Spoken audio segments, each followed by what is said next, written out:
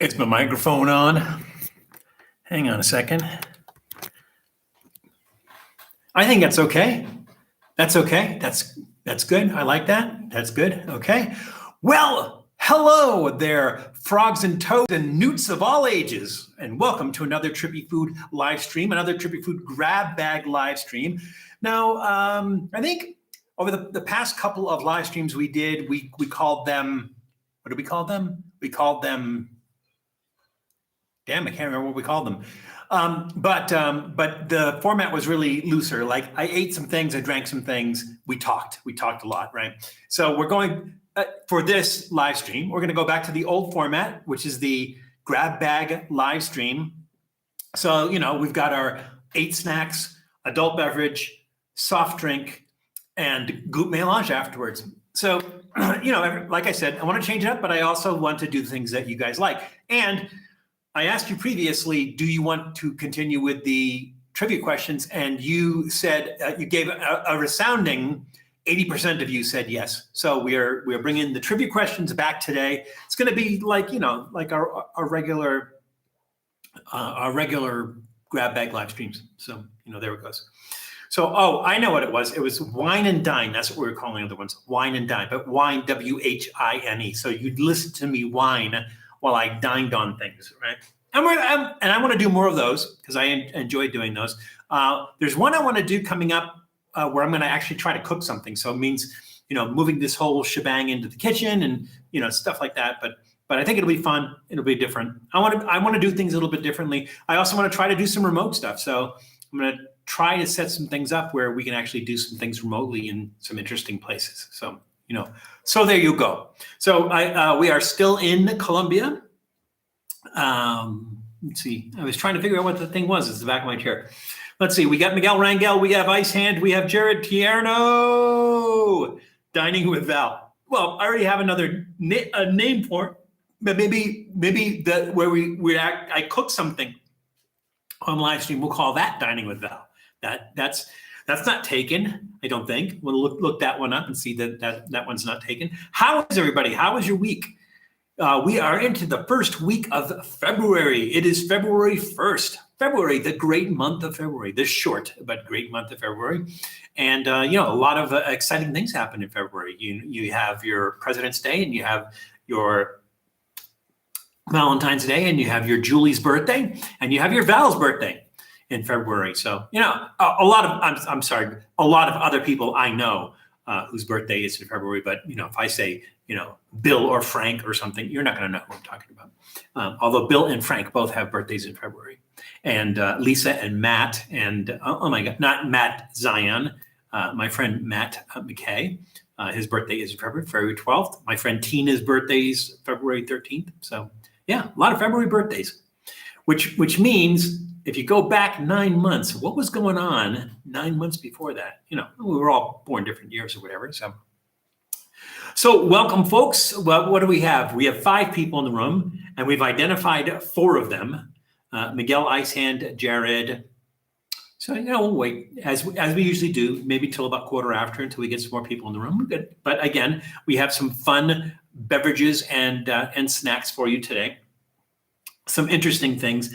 And when I do the grab bag live stream, I usually put up the list. So when you go to look at the what do you call it, the notes, what's down below there, that usually has a list of what I'm going to do. So it gives you an idea of what you're going to see during the live stream. Again, on the wine and dine, I won't put that on there, and I'm just going to surprise you and enjoy some stuff.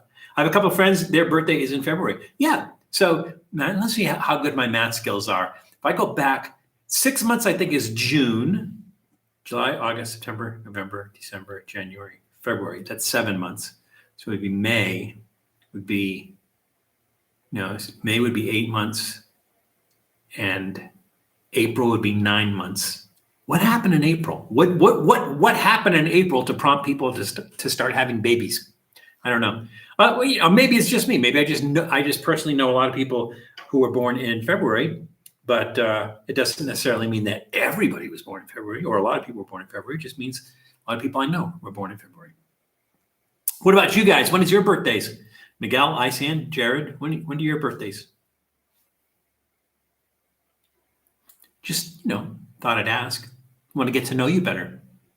To be known. Speaking of to be known, one of the things I thought about was, I don't know if any of you ever watched Stephen Colbert, but he does this one bit, like when he has somebody, a celebrity on, and he does this bit called the Colbert questionnaire. And he asks them questions. So he says to get to know them better. And he asks them questions like, have you ever asked for an autograph? What's your favorite sandwich? Stuff like that. Apples or orange. And the thing is I thought to myself, that'd be a fun thing to do. But Stephen Colbert is never going to call me. He's not watching right now. And he is not going to contact me after this live stream and say, Val, we would love to have you on the show and do the Colbert questionnaire. And so what I thought about doing was taping one of the Colbert questionnaires and just have him ask the questions and then put me in answering the questions. I just don't, I could probably do that, but I don't know if it's good enough to just not monetize that. I just think it would be fun. I think it would be fun for you guys because then it's like some questions about me and stuff like that. But I think we cover a lot of that stuff on the Ask Val. We have not done an Ask Val in a long time, have we?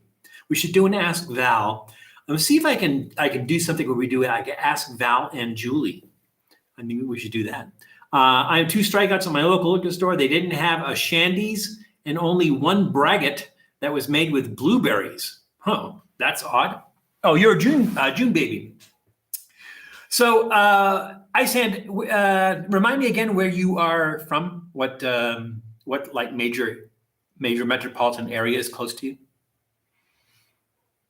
Because if you're I don't remember if you were in the LA area or not. Oh, New Jersey. Okay. Because in the LA area, there's a brewery called, what is it called? It is the Santa Monica Brewery. And they do a hot dog on a stick lemonade shandy. And it is like, it's life-changing. And so every once in a while, like even if you go into Trader Joe's has a pretty good selection of beers. And they sometimes have that, the shandies or Total Wine and More. And they have that one. I doubt that something from Santa Monica Brewery you're going to get out in New Jersey. But do you get Dells out there? What is it? Narragansett, I think. Narragansett is a Rhode Island brewery. We've done some Gansets before, and they do a Narragansett Dells shandy that's also really good. But I don't know if in New Jersey you get Narragansett stuff. Do you? The thing about shandies is shandies are really a summer drink, and so you don't really see them a lot this time of the year. But like I said, the last time I was in Total Wine and More, which was in December, they did have shandies. So there's a story there, and hang on one second, and I'll tell you what that is. Come here, Doodle. Come here. Come here. You don't want to come here. All right. Doodle's down there, and he's acting kind of weird, and he knows that there's snacks up here. And I think his ploy is, I'm just gonna like jump around and make noise until you give me a snack. And I don't want to come up. I just want you to give me a snack. Well, we'll see about that. Story said they had shandy in the summer, but I thought might be able to pick one. Yeah, it's hard. What I would do is if you go to I'm not sure what the big like specialty liquor stores that like there's some big places and they have. Ooh, you okay? And I picked him up and I guess I got my hands under his armpits or something. He's fine. That was just Claudia asking me what happened because he heard Doodle yelp. So if you go to some place that specializes in craft beers and stuff like that, they may have a shandy. But again, you might be out of luck just because shandies are kind of a summer drink. Now, the story that I wanted to tell you about shandies, Doodle's like, I know that there's a snack. Is that what you want, a snack? Here, say hi to everybody first. Doodle, the Prince of Dogness, everybody. He's all winded. He's all excited because he knows there's snacks here. All right, Doodle, I will give you a snack. And I know you'll be back later for another snack once your adoring public comes in. Nobody watches this show to see me. They watch it for Doodle. There you go. And off he goes. All right. So the dude going naked. Yeah, he doesn't have his bondage gear on today. So the story that I wanted to tell you about about shandies. And we have an episode coming up. When is it coming up? It is coming up September. And the reason it's coming up in September is because I plan out like, I try to edit them and get them up and get them planned. And I do an episode a week, right? Thursdays is my main episode. And if something is timely, then I try to squeeze it in. Like for instance, Friday, you saw that I did a viewer's choice, which was the fermented fries. So I kind of squeezed that one in on Friday. But, and this one's also a viewer's choice. So there's something that I'm calling Dean's Shandy. And the reason I'm calling it Dean's Shandy is because I made a trip to Total Wine and More. And one of the guys that works in the store, Total Wine and More, his name was Dean. And I was mentioning that they had that Santa Monica Brewery Shandy, the hot dog on a stick lemonade shandy on the shelf. And I was remarking that. And he said, I always make my own shandy. And I said, how do you do that? And he says, well, I take Old Speckled Hen and I take the Trader Joe's sparkling lemonade and I mix those together to make my own shandy. So I'd be like, okay, I'm going to do that. And I'm going to call it Dean Shandy. And we're going to do an episode. So that's what you reminded me when you mentioned shandy. You reminded me that as a matter of fact, I just edited that yesterday. So was not recorded yesterday, but it was just edited yesterday. Yes, Doodle, the Prince of Dogness. All right. So it still says we have four people in the room. Maybe it's just going to be a light gig today. Well, last week we had a lot of people in last week, but maybe we had a lot of people in last week because we missed, I think, 2, maybe even 3 weeks. So I think it was the first one since coming. I mentioned that we had 4 people in the room, and now we have 5.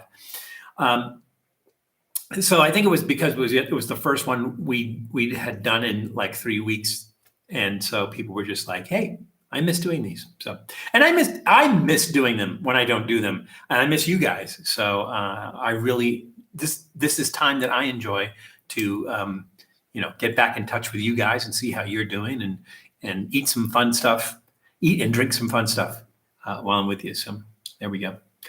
Got kind of quiet. I hope we're not disconnected. You guys are still out there, right? Somebody put something in there. Let me know that you guys are still out there because it got quiet out there. All right, cool. Ice Hand, you're here, and I think that all that matters right now is that you and Miguel and Jared are here, and somebody else who's 2 other people that are kind of lurking in the background that have not come forward. That's okay. We like lurkers. Lurkers are okay too.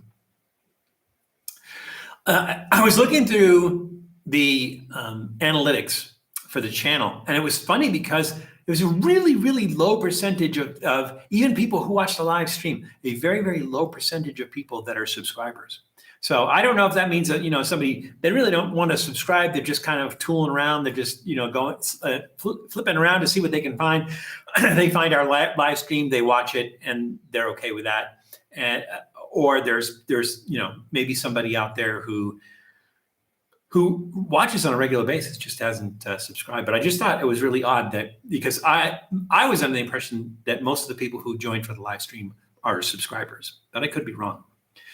So let me ask you guys, because you seem to be the only 3 people who are in the chat, Ice Hand and Miguel and Jared. Do you guys are you guys subscribers? Do you subscribe or do you just like active in the chat but not necessarily subscribers? Be honest. Looks like I asked a tough question. We have some very interesting things today, and yes, you are a subscriber. Okay, Ice Hand is a subscriber. Jared, Miguel, you guys. Jared is subscribed. Our subscription is building, actually. So this week, it seems like we get 1 a day. And I think we're up to 6,141. You know what? I'll tell you. I can tell you right now in a second here. Bear with me 1 second. 6,141. So it is climbing. It is up there. But, slowly. That's okay. All right. You guys are all subscribers. All right. Now there's 6 people in there. And which is good because it's 4:14 and at 4:15 we're going to start. We are on East Coast time.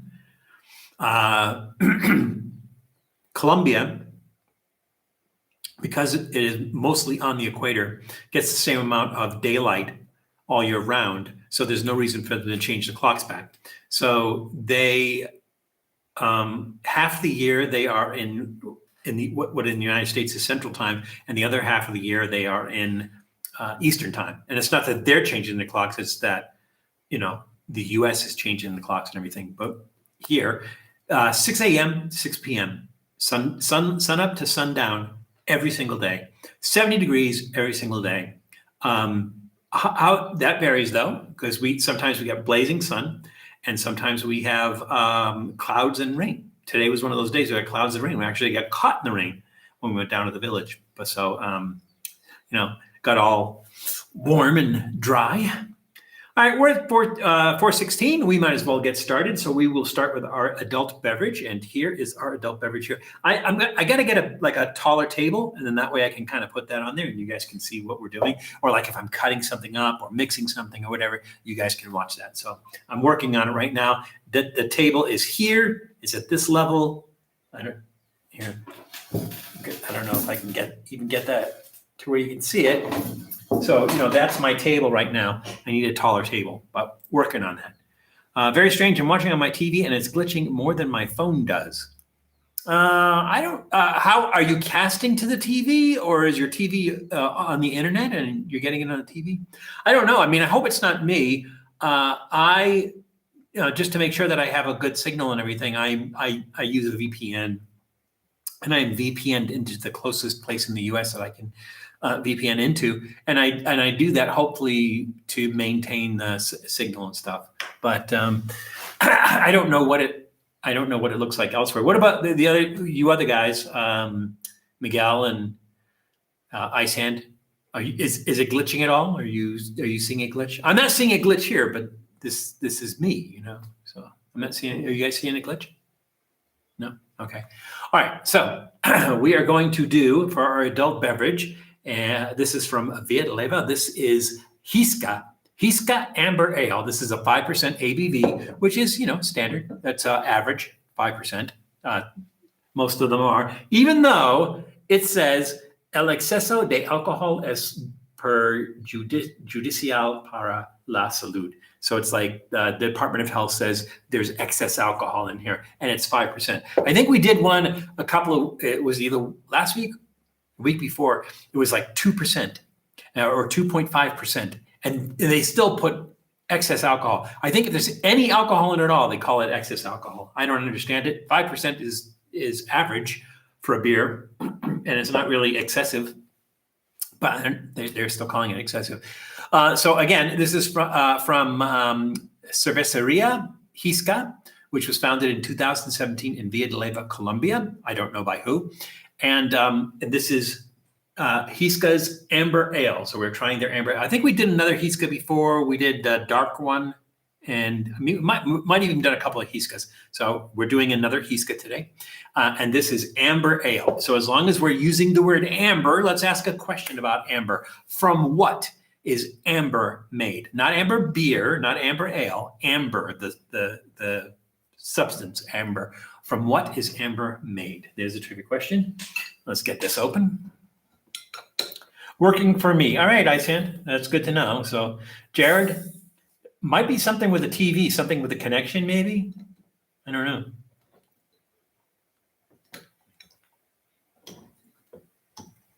There we go. Ooh, that's an odd color. It's almost orange. Or orange, as they say.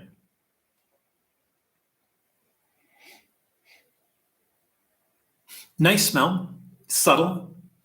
Doesn't smell like used beer like some do.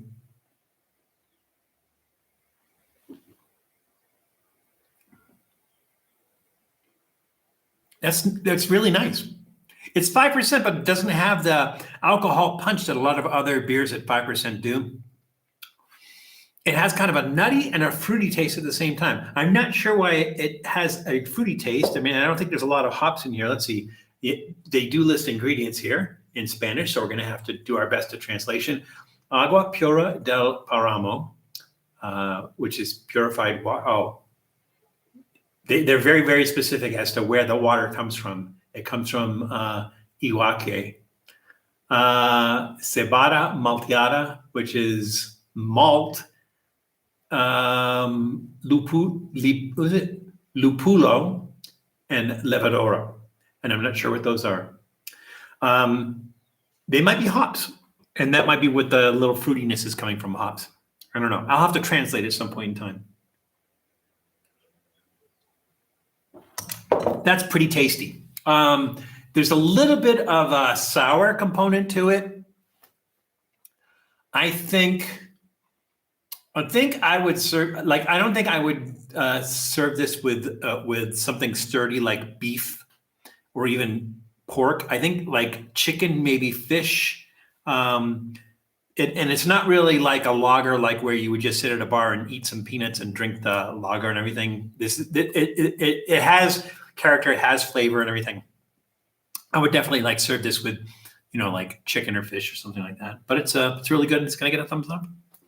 All right. So our question was, from what is amber made? Ice Hand said plant sap, usually tree. Yes, you are correct. It is tree sap, but it is fossilized tree sap. But you're correct. It is made from tree sap that is millions of years old, and it becomes fossilized. So that's what amber is made of. So you are absolutely correct. Okay, so let's see here. All right, now we're going to get into something fun.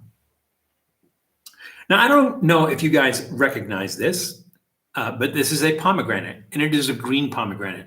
So we went to the mercado, the farmer's market yesterday, and at the farmer's market, they had green pomegranates. And I was asking them about the green ones, and I said, "What? Are they not ripe yet?" And he said, "No, there's two different kinds. There's the red one, and there's the green one, and they're both ripe."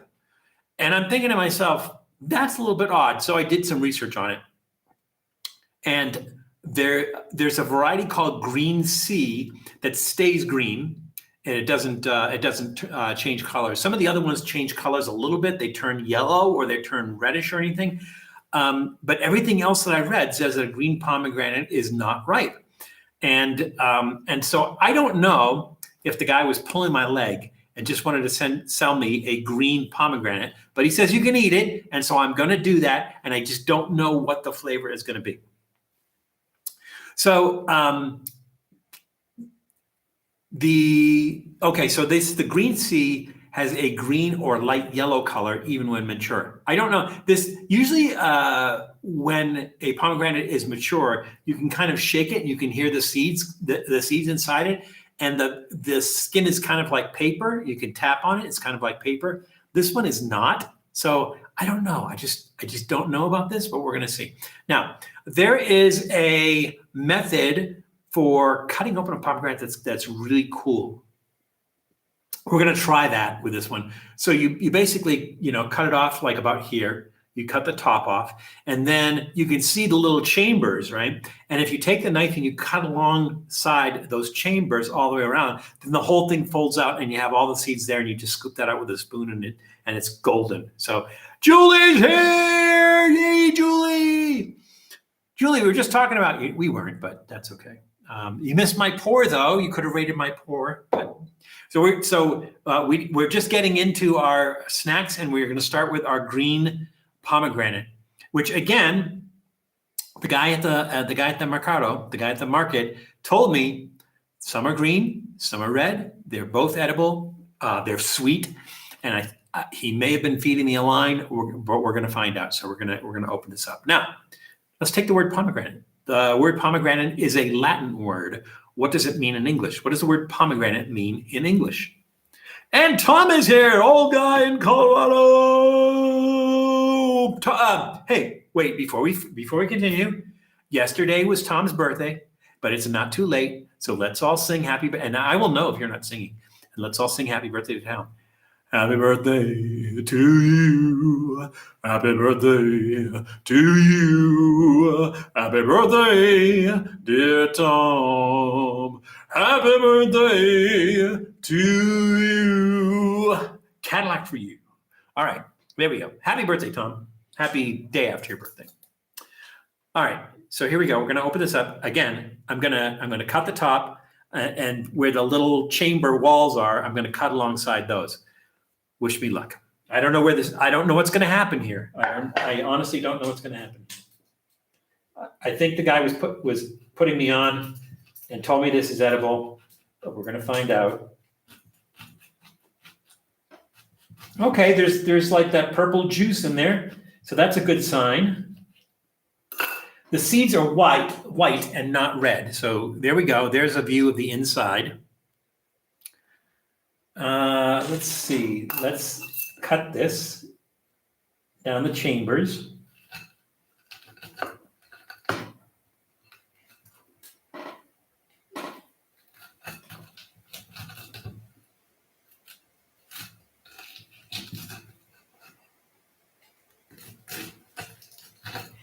Now, it's not going to be poisonous, but it might not taste great. So we'll see. I have serious questions about this. All right, here we go. Not too bad.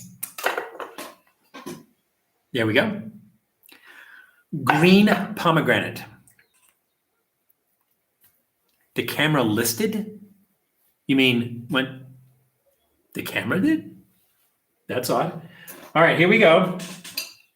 Again, we're going to find out whether this guy was putting me on and this is not ripe.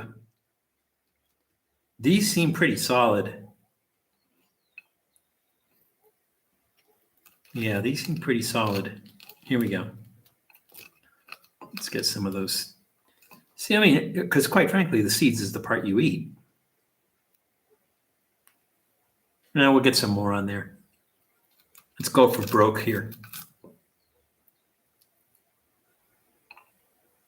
Get rid of that pulpy part.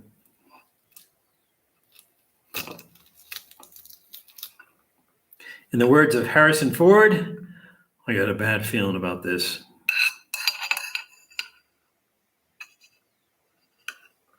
All right, here we go. Green pomegranate.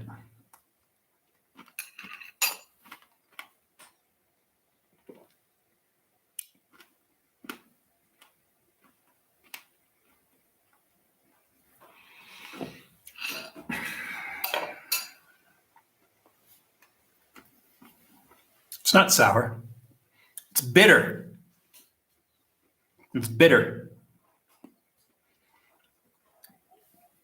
And it's crunchy, but it's like overly crunchy. It's like eating plastic. He lied to me. He definitely lied to me. Had a 23-ounce porterhouse. Oh my God. I hadn't had a good porterhouse in a long time. Yeah, so exactly, Jules, like unripe.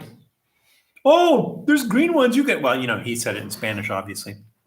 There's green ones. You can eat the green ones. They're delicious. They're sweet. Yeah. That's going to be.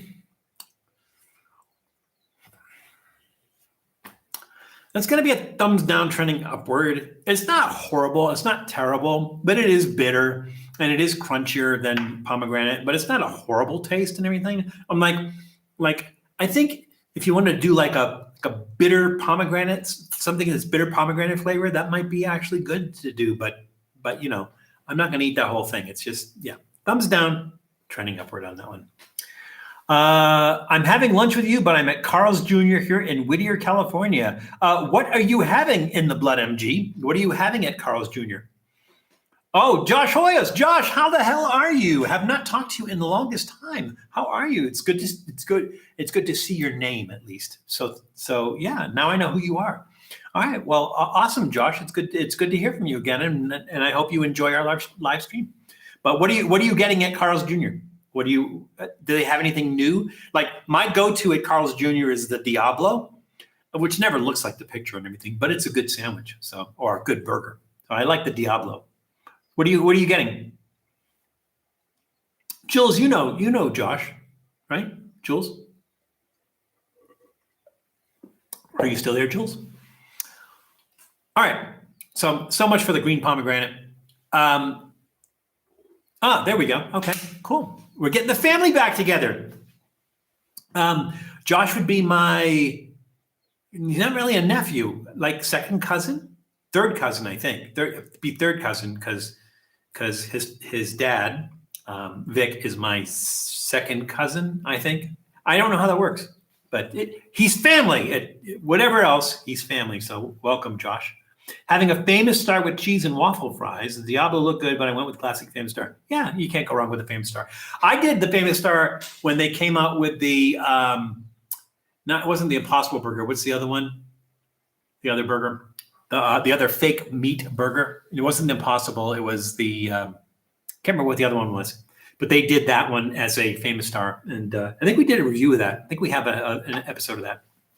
Yeah, I do like the Diablo Stoner, and it does it packs some heat. It packs as much heat as as most people can deal with and everything. It's not like painfully hot, but it does pack some heat and it is pretty good. Thank you very much, Josh. So Beyond Meat, yeah, when they first introduced Beyond Meat, they did the famous star as Beyond Meat, and that's the one we did. I think it was in Oregon at the time. But we have an episode. Oh, I can find that episode. Hang on. And that was famous star. Right? Oh, they had a fiery famous star, but I didn't think that one is as good. Oh, here's the Beyond one. Okay, cool. All right, 1 second. I get that for you. Okay, so there's the link for the Beyond Famous Star that we reviewed. All right, Stoner, did I recognize you, Stoner? Did I recognize that you came into the room? Did I welcome you as I should have? You missed the dude. The dude was here earlier. He got a snack and he ran off, but knowing the dude, he will be back for another snack because I didn't give him this big chicken snacks from Trader Joe's. I got him these. These are really good. They're made with oats, I think. They're from Bagatelle, which is I want to say a French bakery in Bogota, and they make these little dog cookies. And let's see, harina integral, which is wheat flour, avena, which is oatmeal. So it's wheat, oats, caldo magui.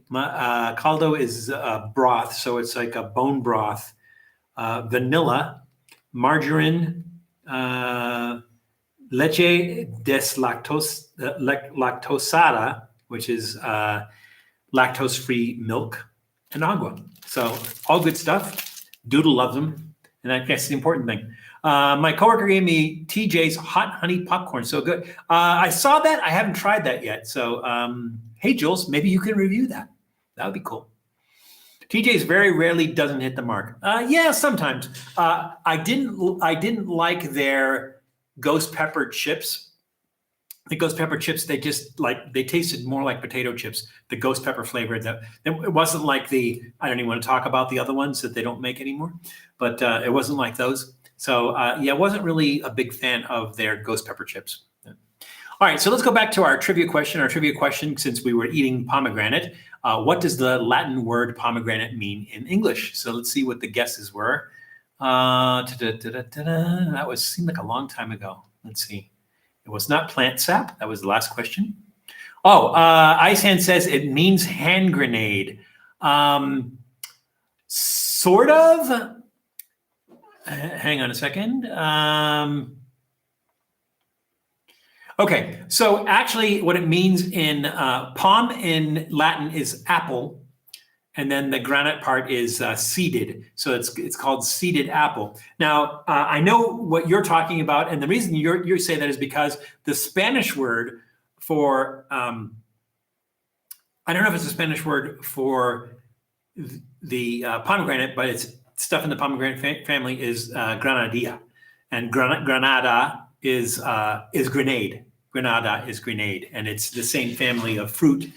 Like the granadilla, we've done granadilla on the live stream before. It's that kind of orange fruit with a little stem coming out of it and has all the seeds inside of it and everything. And they call that granadilla, which is like little grenade. So yes, you are sort of right, but I think that's more Spanish than Latin. In Latin, it is seeded apple. Did you ever make nachos with the ghost pepper Pocky Stoner? You're breaking my heart, man. I didn't want to even say the name because I say the name ghost pepper Pocky chips and I want them and I can't have them because they don't make them anymore. So no, I never got a chance to make nachos with the ghost pepper Pocky chips because they don't make them anymore. So what happened to Pocky, I think everybody knows, is that the Pocky was the ones that did the one chip challenge. And there was a 15-year-old kid who died after doing the one chip challenge. Now the question is, they still don't know how many he ate, and he had heart conditions and other factors that first of all, he was 15 years old, should not have eaten them. And second of all, we don't know how many he ate. And third of all, he had medical conditions that prevented him from eating it. But he ate it, and he died. And so in an abundance of caution, Pocky took those chips off the market. They pulled all the chips off the market. Well, what it did was it gave the public reason to question the rest of their food. And eventually they lost business and they went out of business. So I cannot get my favorite. Ask Julie. I mean, honestly, holy hand grenade of Antioch. Julie and I would get a bag of those of the Pocky ghost pepper chips, and we'd sit there and eat 2 or 3 of them. And go, I got to take a break. Got to take a break. And then after about a minute, ago, no, I got to have another. They were so addictive and so good. So yeah, I'm just so upset. Exactly. Don't want to talk about it. I got it maybe on eBay or something, but they'll be stale as hell. I don't, that's too bad. It's just too bad. Favorite thing from Trader Joe's is the Hatch chili mac and cheese. I have not tried that. That sounds good. Dating girl who worked there and always had her freezer stocked with Hatch chili mac and cheese for me. Yeah, I haven't tried that, Josh. That's worth a try. Drinking hard cider for the first time and it's dangerous because it's yeah, a lot of alcoholic beverages like that do kind of have that, like you're drinking juice or something. I don't know how many of you have ever been to New Orleans, either during Mardi Gras or not during Mardi Gras, but have been to Pat O'Brien's for their hurricane.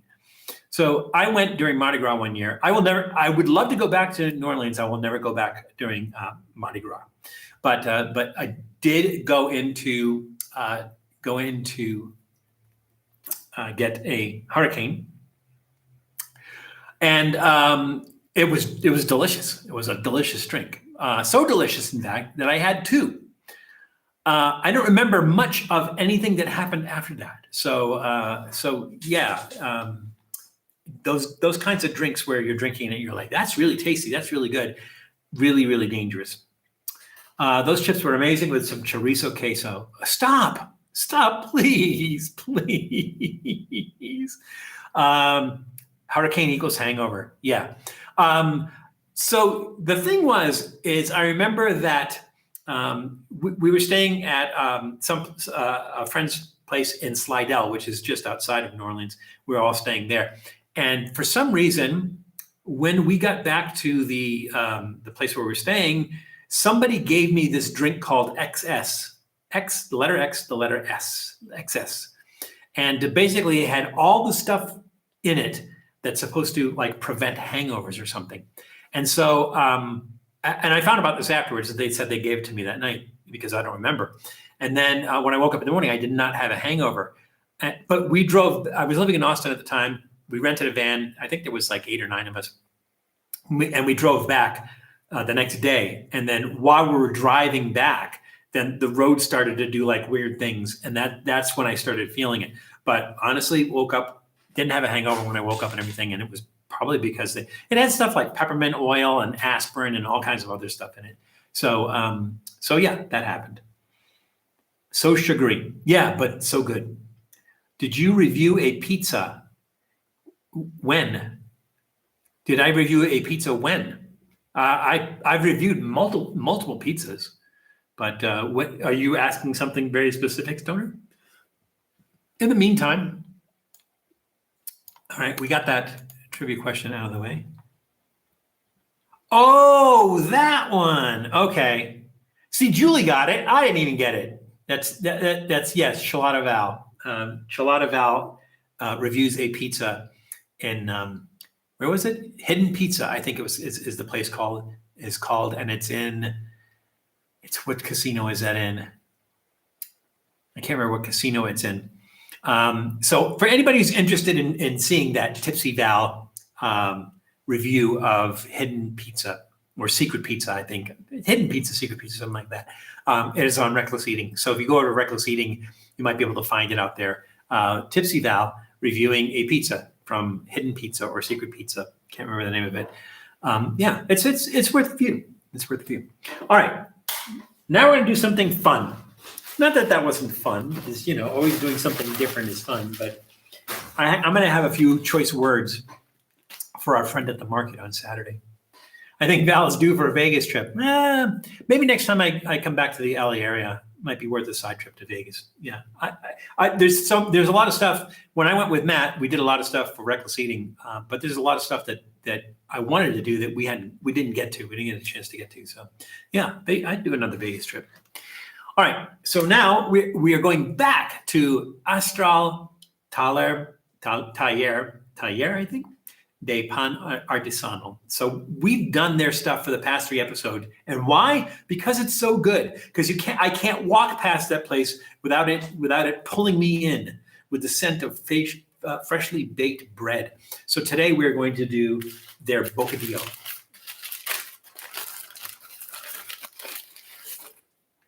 Their bocadillo. So there are, especially in Colombia, there are several things called bocadillo.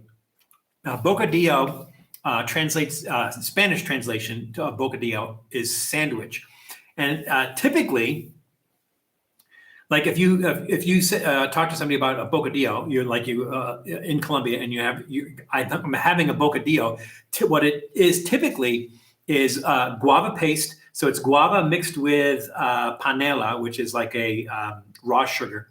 Guava paste mixed with this raw sugar, and then it's sandwiched in between, usually like a caramel, either caramel or dulce de leche, something along those lines.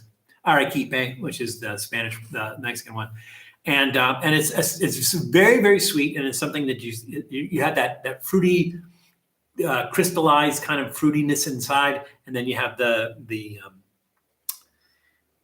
caramel on either side of it and everything. That's typically what a bocadillo is. But a bocadillo, especially in Spain, is actually a sandwich. It's a real sandwich made with bread. And so they kind of, at Astral, they kind of do both, right? So this is like a sandwich, except this is filled with guava paste. So it's kind of like the best of both bocadillos. Now, I think we mentioned this before, because we've done this twice, 2 different live streams. Astral Taller de Pan Artesanal is founded in Vienna, Colombia in 2012 by Daniel Cala and Manuela Peralta. So because this has guava in it, let me ask you this. Where are most of the world's guavas grown? Again, where are most of the world's guavas grown? Let's see. Gotta have it with some cheesy hot chocolate. That would be nice. Hi, Steve user that can never see me. Yeah, that is weird. But hey, Steve Russell, welcome back, Steve. Glad you could join us. And Janice is here. I'm at Knott's Berry Farm for the peanut celebration. Where wouldn't you be? And the thing is, Janice, like, no matter where you are, like Janice could be like, I'm at a funeral right now, but I'll be watching on my phone. Janice, never having missed a live stream. So welcome, Janice. Have fun, and we'll just check in with.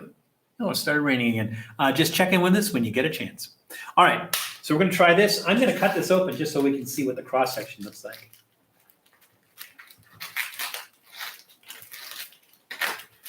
And it looks like they have some like sugary thing on the outside. I don't know if it's guava.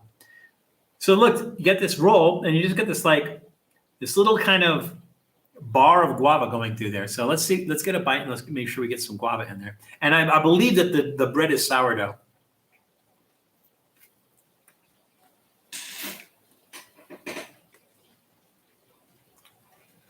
Oh, that's good. That is good. That is really good.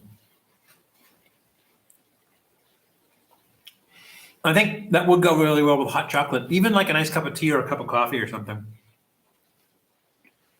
That's outstanding. Now, again, bocadillo, I think literally in Spanish means sandwich. I would not serve that as a sandwich. I would not eat that like as part of your lunch.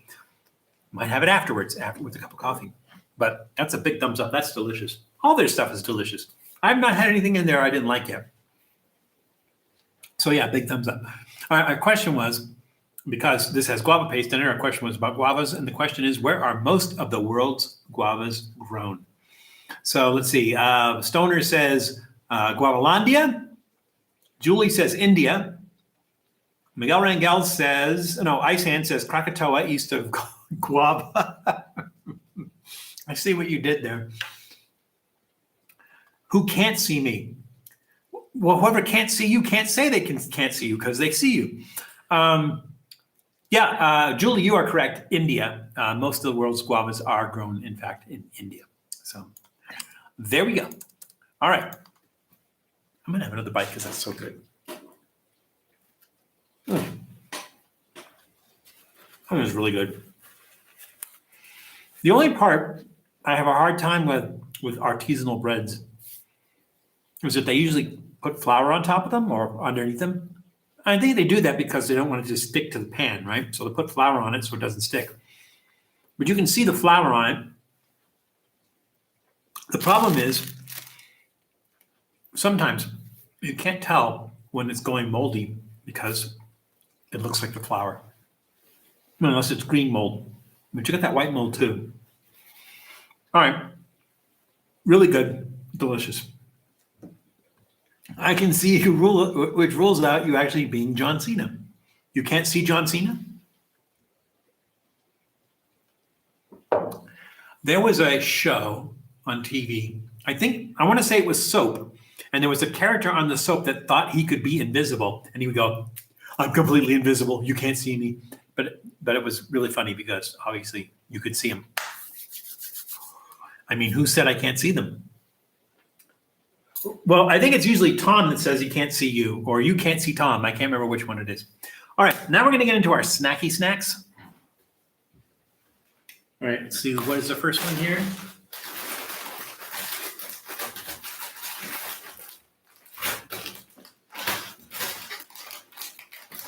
Where is that? Oh, here we go. All right, so hold it where you can see it. These are Ramo Maizitos tomate, so tomato little corns. I don't know why I call them little corns. They're obviously like corn chips. They look like Fritos. So they're corn chips and they're tomato flavored corn chips. So this is from Ramo. The company is Productos Ramo. It was founded in 1950 by Rafael Molano in Bogota, Colombia. So again, because these are tomato flavor, our question is, to which family of foods do tomatoes belong? To which family of foods do tomatoes belong? All right. Ooh, finally, we get to open something from the bottom. Yes, tomato Fritos, Jules. That's essentially what these are.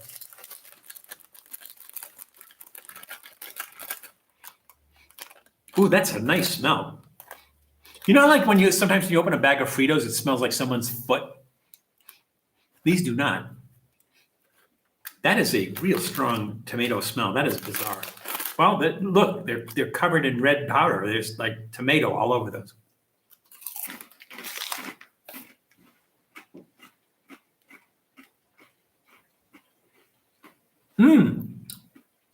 These,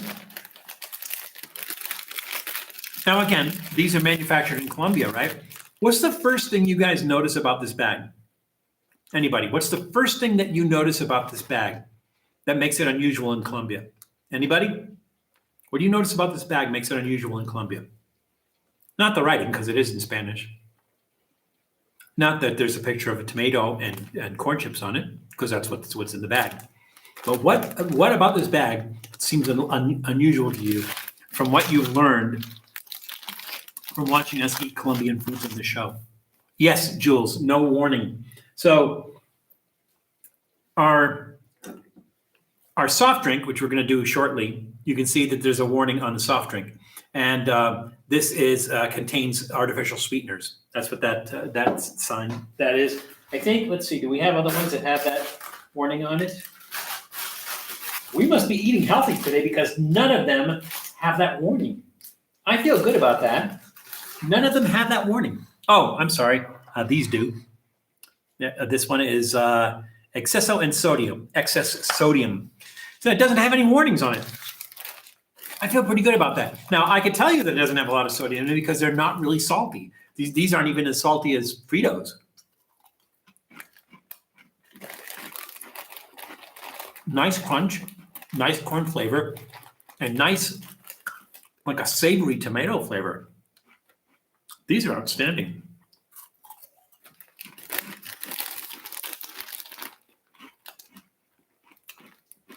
If you don't like Fritos, you might actually like these. These are really good. That's a thumbs up for me.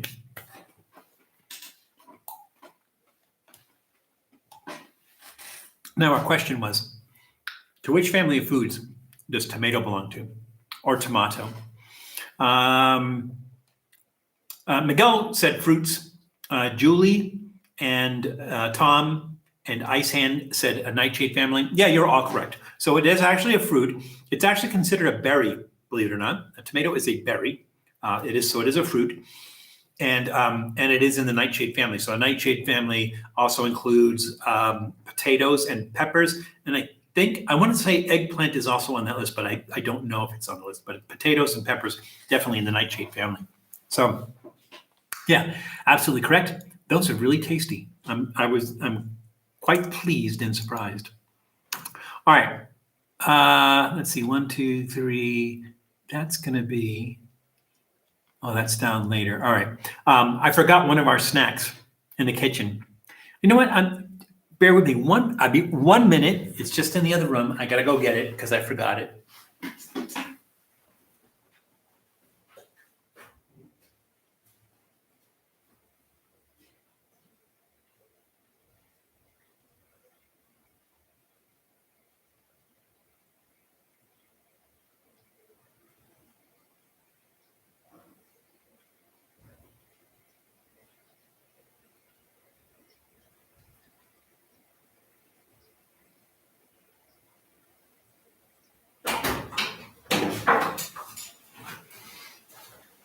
Got it.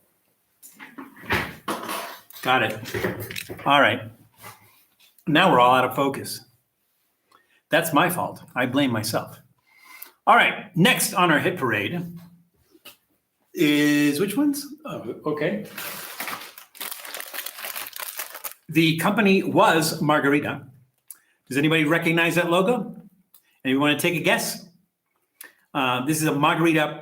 I guess now is a product line, but it used to be a separate company, Margarita. And anybody want to take a guess? Who makes these? I'll tell you here in a second. Yes, Nash, and welcome, Nash. It's good to see you. Glad you could make it. Yes, you are absolutely correct. These are from Lay's now.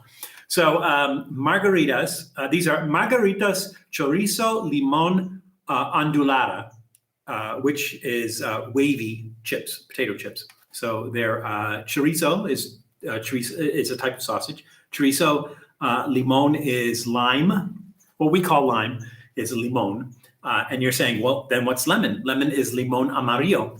And ondulada is wavy. So the onduladas, wavy chorizo, limon flavored chips. And as you probably have guessed by now, it's artificial chorizo flavor, of course. But Papas Margaritas was founded in 1950 by Felix Asensio in Bogota, Colombia, but it was sold to Frito-Lay, which is now PepsiCo, in 2000. So that's why they have a Lay's logo. So again, the company was called Papas Margarita. Who was the company named for? Who was the company Papas Margarita named for? Let's try these. And these are nuevas. So they must be good.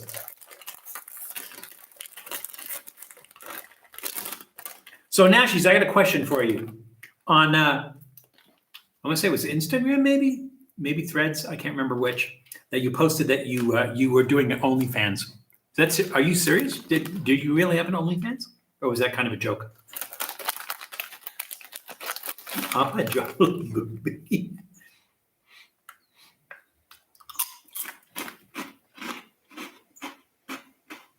Those are crunchy, which is good. They're not greasy. They're actually not even overly salty. And you can tell they're not overly salty because they don't have the excess sodium warning on it. Bro, I'm afraid. I'm afraid, Nashies. I'm afraid. What might I see? I will, though.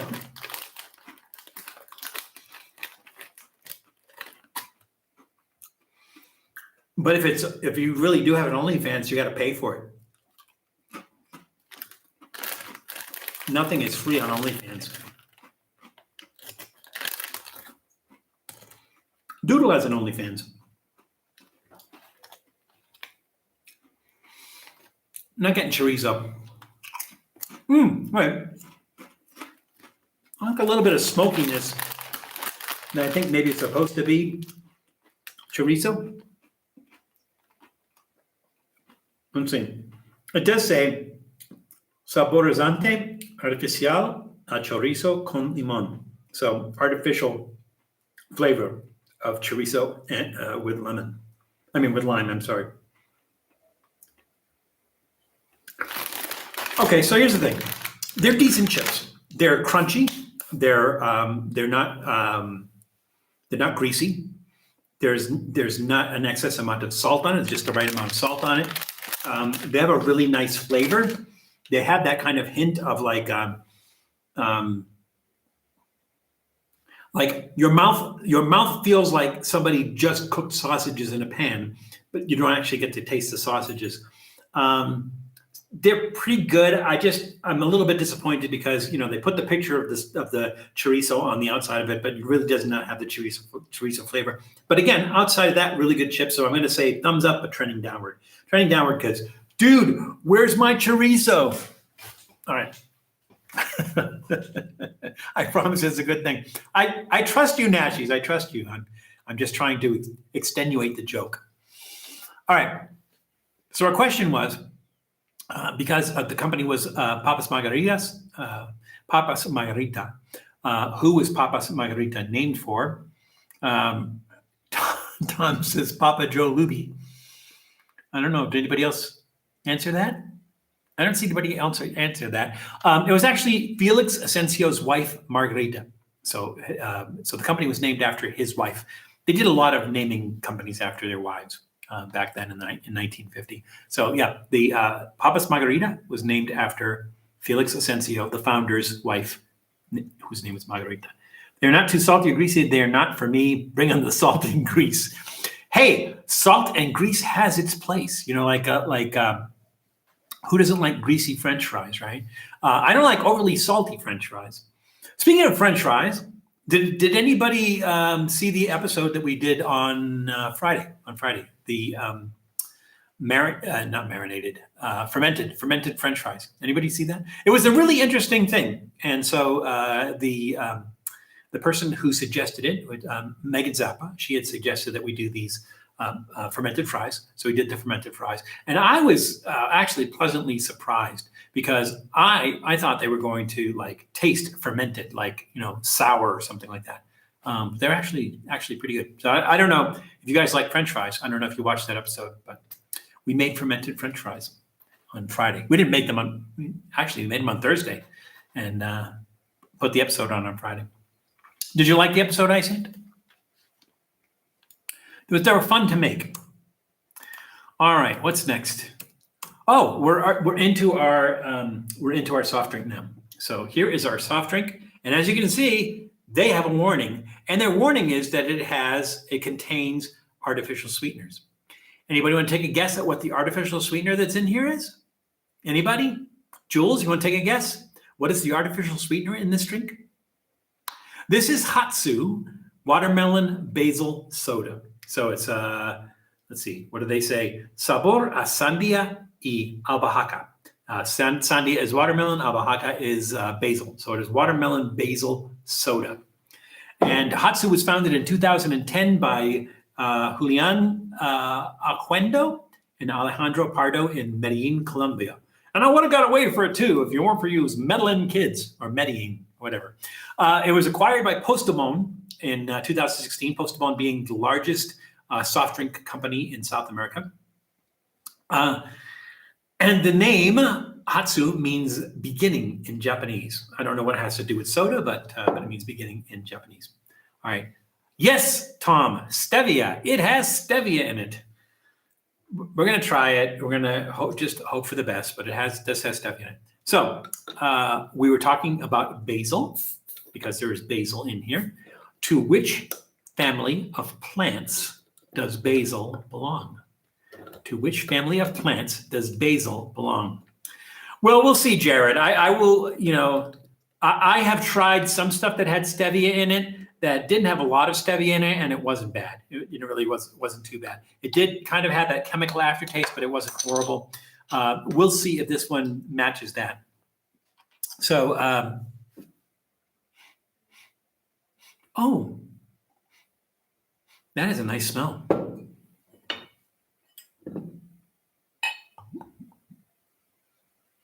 I don't think Julie rates the pour on. That's a weird color. It's like a bluish green. the faulty towers family of plants. Oh no, you get the stevia right off the bat.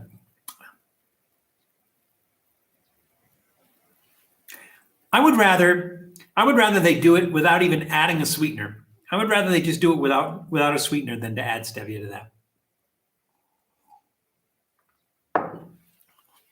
Because the stevia is the prominent taste. I'm getting a little bit of watermelon, but not a lot. And I'm barely getting any basil.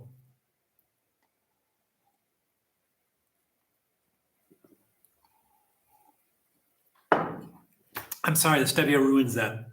I don't like it. I'm gonna have to give it a thumbs down. That's me, right? If you guys, and I say guys figuratively, of course, but if you guys like stevia or don't mind the taste of stevia, you might like this. But the problem is that stevia is an overpowering taste in here. And it really shouldn't be. Even if you put stevia in there, even if you're sweetening it with stevia, it shouldn't be an overpowering taste. It should be subtle. It should be in the back. And it should be like when you finish drinking and it's still sitting on your tongue, you're like, ooh, there's the stevia. This is stevia forward. And it's not good. So I'm gonna give it a thumbs down.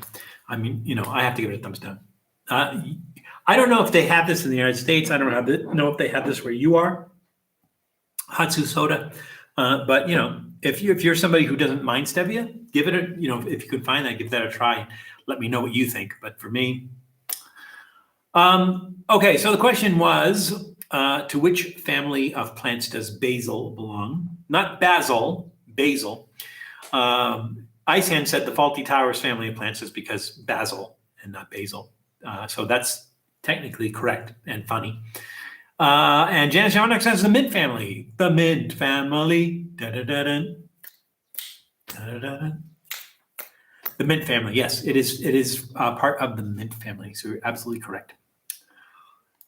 Alrighty. Now, again, because we are doing the grab bag, we are doing our fun grab bag stuff. So our fun grab bag stuff, well, might not be as fun, is mixing these two together. I don't have high hopes on this.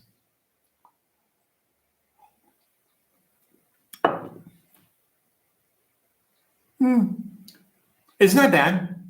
It's not terrible. The amber ale kills a little bit of that stevia, so it's not too bad. It's better. So the amber ale, the Hisca amber ale, improves the soda. But unfortunately, the soda kind of kind of gets rid of the flavor of the beer.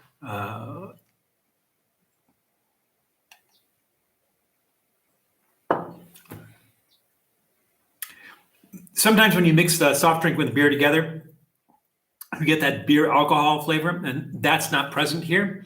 So it's not too bad. Oh, why am I tasting mint? Oh, it's in the mint family, the basil, I guess. To me, it almost tastes like mint there, but that's something the beer brought out because it wasn't in the drink when I was drinking it. So mixed together, the beer is not as good. But the soda is better. So I don't know. That would be like a thumbs in the middle somewhere, right? I used to hate artificial sweet, but I don't mind now. I took some work. Yeah, well, I mean, honestly, if you try hard enough, you can pretty much get used to just about anything. Now, some things took me a while to get used to, and some things I got used to like immediately, like that bother a lot of people, like raw oysters. I was 18 when I had my first raw oyster. I was at a Christmas party. The company I worked for, very, very fancy place, and they had this big, big tray of raw oysters on ice. Nobody wanted to try them. Like, I'm in shock. This is the Boston area, and nobody's ever eaten raw oysters before. Like, what the hell? So everybody says, Val, you'll eat those. Go try one of the oysters. I'm like, oh, okay, sure. Now, this was at a time when I was not thinking I need to put lemon juice and tartar sauce and cocktail sauce and everything else on it. I was not thinking that at the time. I was thinking, no, let's see what these things taste like. And so I just ate it right out of the shell. And I was like, these aren't bad at all. Hey guys, try these. They're not bad. People were disgusted when they were trying and everything. I don't know why. But yeah, my first time trying raw oysters, I liked them. I actually liked them. First time trying durian, I liked it. I'm trying to think of like first time trying stuff where I didn't really like it at first, but I took some getting used to. Well, I guess one of the things would be uni, right? So the first time I ever had uni, which is sea urchin, right? It's the sexual organs, the female sexual organs of the sea urchin. They call that uni. If you go to sushi bars, uni. So I remember I was in Southfield, Michigan for a training session for a company I worked for. And we went to a sushi bar, and I said, "Oh, I'll try uni," and I didn't like it. I didn't like it at all. So I moved. I eventually, I think I was living in Austin, Texas at the time, and eventually I got a job out in Southern California. And my friend Josh, we were at a sushi bar, and he says, "Why don't you try the uni?" And I'm like, "I tried it before. I didn't like it." He says, "Where did you try it?" I said, "Southfield, Michigan." He goes, "No, try it." And I tried it. This would have been the second time I tried it. It was really, really good, and I really, really liked it. And now I eat it all the time. So that maybe took me a little bit, one or two tries. And it just could have been that it was bad in Southfield, Michigan. What do they know about sea urchin in Southfield, Michigan? But yeah. No, Soner, I tried Hakarl, and I liked it the first time. I will admit that it does have a very, very strong smell. And Claudia will admit it has a very, very strong smell because we couldn't get the smell out of the apartment for 2 weeks. Of course, Val being Val made fish tacos, so I fried it. And yeah, that smell just permeated the apartment for 2 weeks. So R.I.P. Val's fryer. Actually, I was able to clean the fryer out and use it, and it didn't maintain the funk from the Hakarl. But yeah, that was definitely an experience. Let's see. Okay, we're all caught up. We did our soda, and now it's time for another snack. How are we doing on time? We're at the halfway mark. We're perfect. We're doing great. All right. So these are, the product name is NatuChips. Hey, that's not NatuChips. That's not NatuChips. Maybe it's not NatuChips, but it's like nature, not.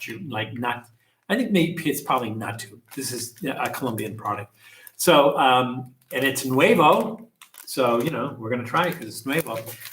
These are Sabor Limon, which is lime-flavored NatuChips. Now, NatuChips, all of their chips are, anybody want to tell me what those are? They're not potatoes.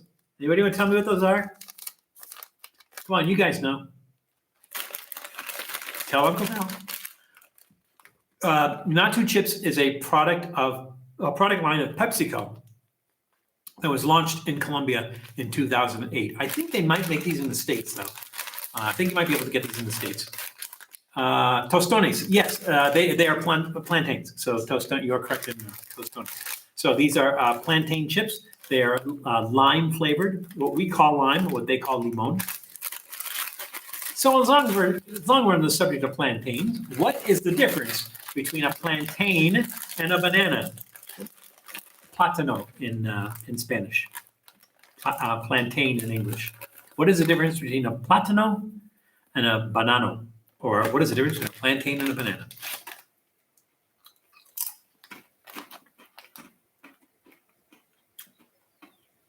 Oh, yeah, that is full of lime flavor. Again, wow, and it just builds. It's like really strong lime flavor. And again, no warning on this one. Not overly salty.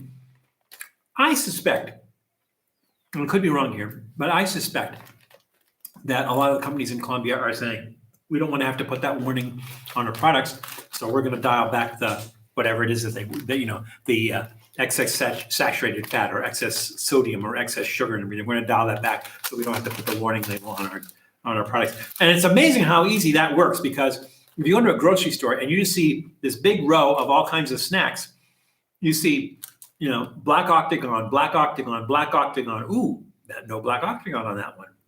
That's probably a healthier choice. And so that's probably what they're going for here, what a lot of those are.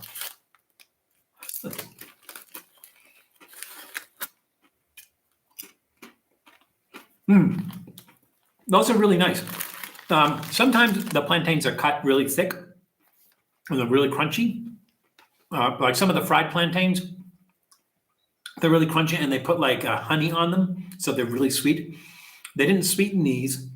They do have a hint of salt. They have that lime flavor, just like, in your face lime flavor. These are really, really good.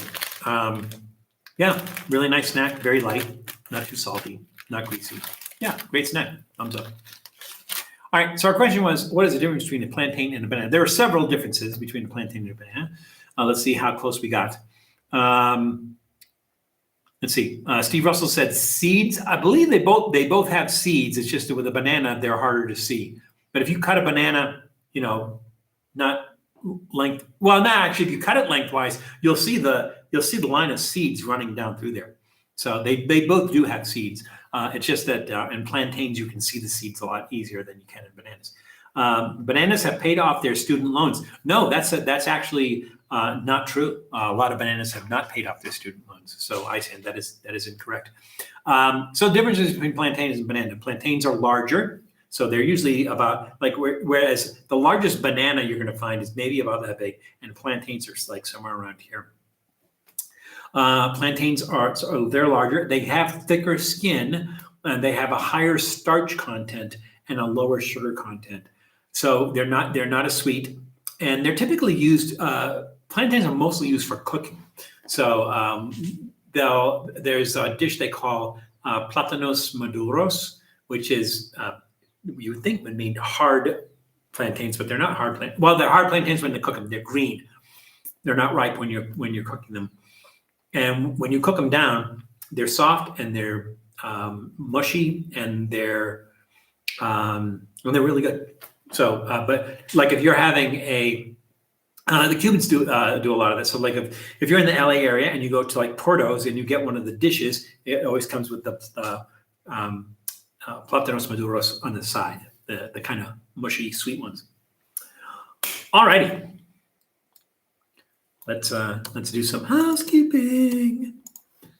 What is next? Super Ricas. Oh, that's these. Okay.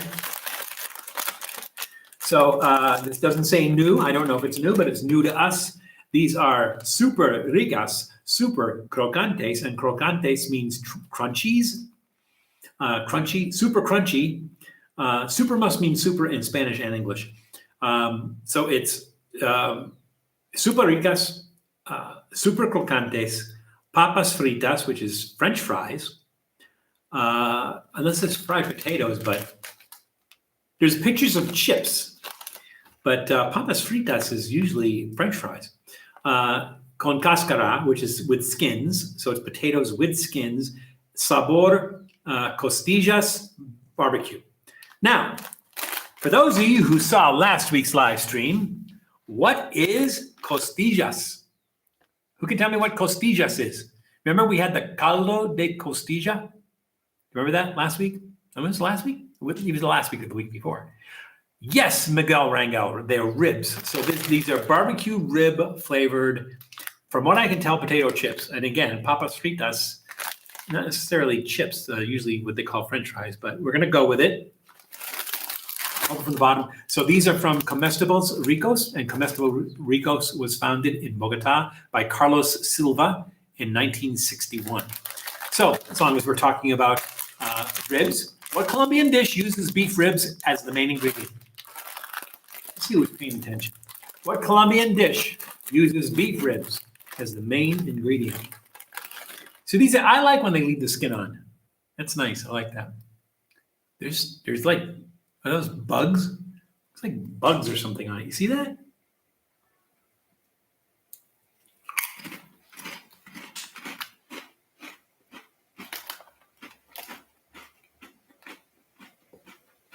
It is sabor artificial a costillas barbecue.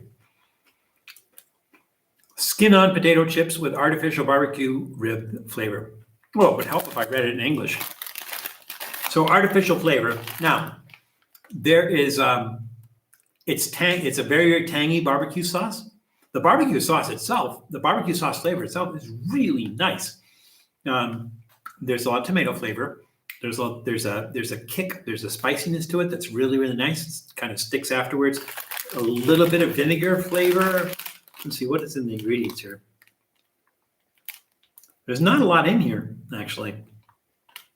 It doesn't even mention spices. There's spices in here, and it doesn't mention spices, but I can taste spices.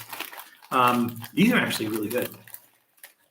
Now, again, I'm a little disappointed that it doesn't have barbecue rib flavor, but that's okay because, you know, they specifically tell you it's artificial flavor. But these are really, I love the way these are cooked. They're not like uniform shape or anything. They still have the skins on it.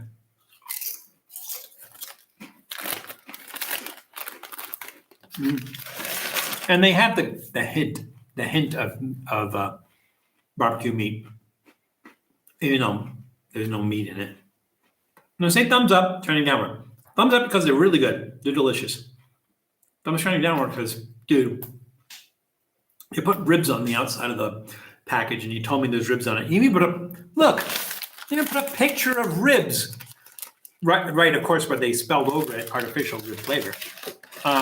So yeah, thumbs up, trending downward because of that whole rib debacle.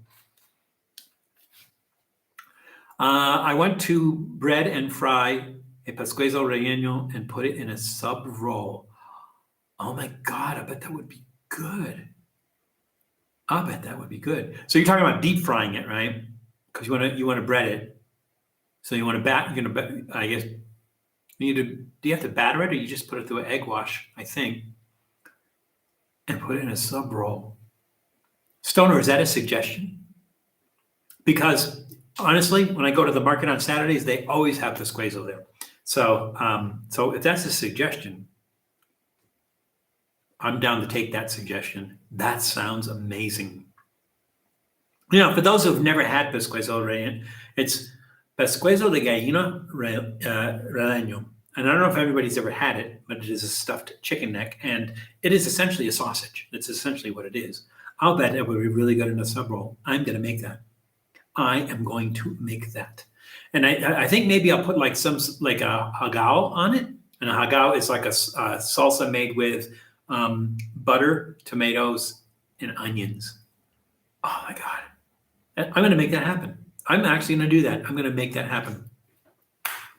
Yeah. Stoner, I'm going to take that as a suggestion. I have to copy this because I will forget otherwise because I'm old. I'm going to be older next month too. But not next month, this month. See, I forgot already when my birthday is. It's actually this month. All right. So the question was, what Colombian dish uses beef ribs as the main ingredient? And Miguel said caldo de ribs. You're right. I'm gonna say you're right. You didn't use the actual Spanish word, Colombian word, but that's okay. So it is caldo de costilla. It is the soup that we had. Was it last week or the week before? I don't remember if it was last week or the week before, but that soup that we had. That is absolutely delicious, and I eat it every chance I get. And everybody makes it different, but it's still good. So, yes, you're absolutely correct. Caldo de costilla. All righty. Now, what's next? Oh, this is fun.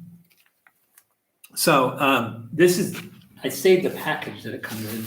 It might be a little bit more informative. So, this is the package that it comes in. 3. There's only 3 in there. 3 portions. There's only. This is the size of it, and this is the bag. They put 3 of those in. I don't know. It just seems like a very large bag for 3 of these.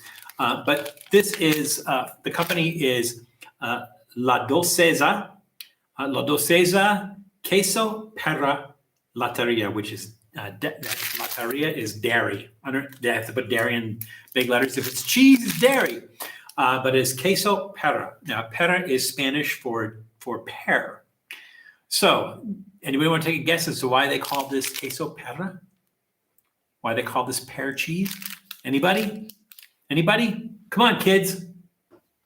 What's your favorite popcorn, Val? My favorite popcorn. Oh, hey, Sonic. How's it going? My favorite popcorn I make myself. So I make the popcorn on the stove, and then I usually put in black pepper, garlic salt, a little bit of soy sauce, grated cheese, and red pepper flakes. And I just kind of shake that up. So that's my favorite popcorn. That's my go-to popcorn. As far as brands of popcorn go, that's hard to say. I know a lot of people like Garrett's from Chicago. They buy these big tins of that, but it's caramel popcorn, and I'm not a big fan of caramel popcorn. I think maybe it was probably like the Trader Joe's Thanksgiving stuffing flavored popcorn. That was pretty good. So as far as like a popcorn I buy, it's probably that one, the Trader Joe's Thanksgiving stuffing one.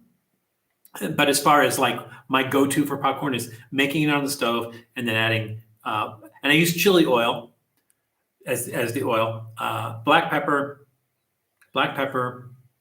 garlic salt, soy sauce, grated cheese, and red pepper flakes.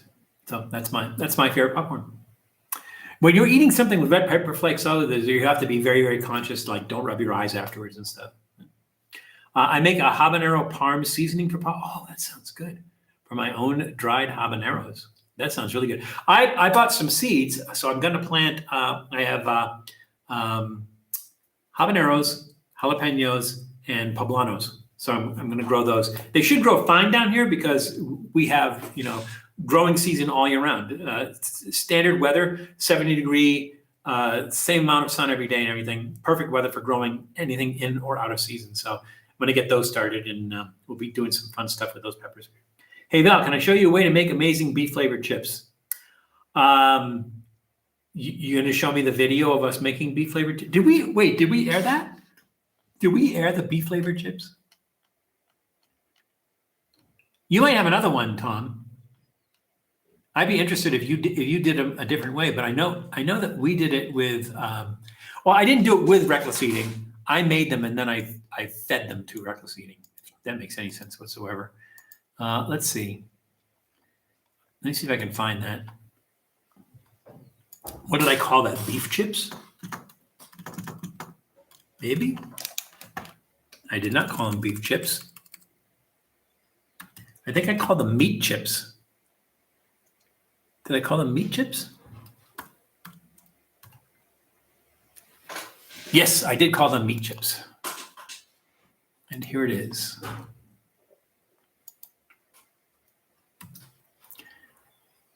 So, Tom, you can let me know. Oh, talk about that after the stream sometime. So, Tom, when you get a chance, watch that and let me know how different it is. So, yeah, we can talk afterwards. But that's how I made beef flavored chips and fed them to the guys from Reckless Eating. All right, where were we? We were, Dolcezza, queso, pera, lateria. And I was asking, does anybody know why they call this queso pera? I didn't get any answers. The answer is because pera is Spanish for pear. So they call it pear cheese.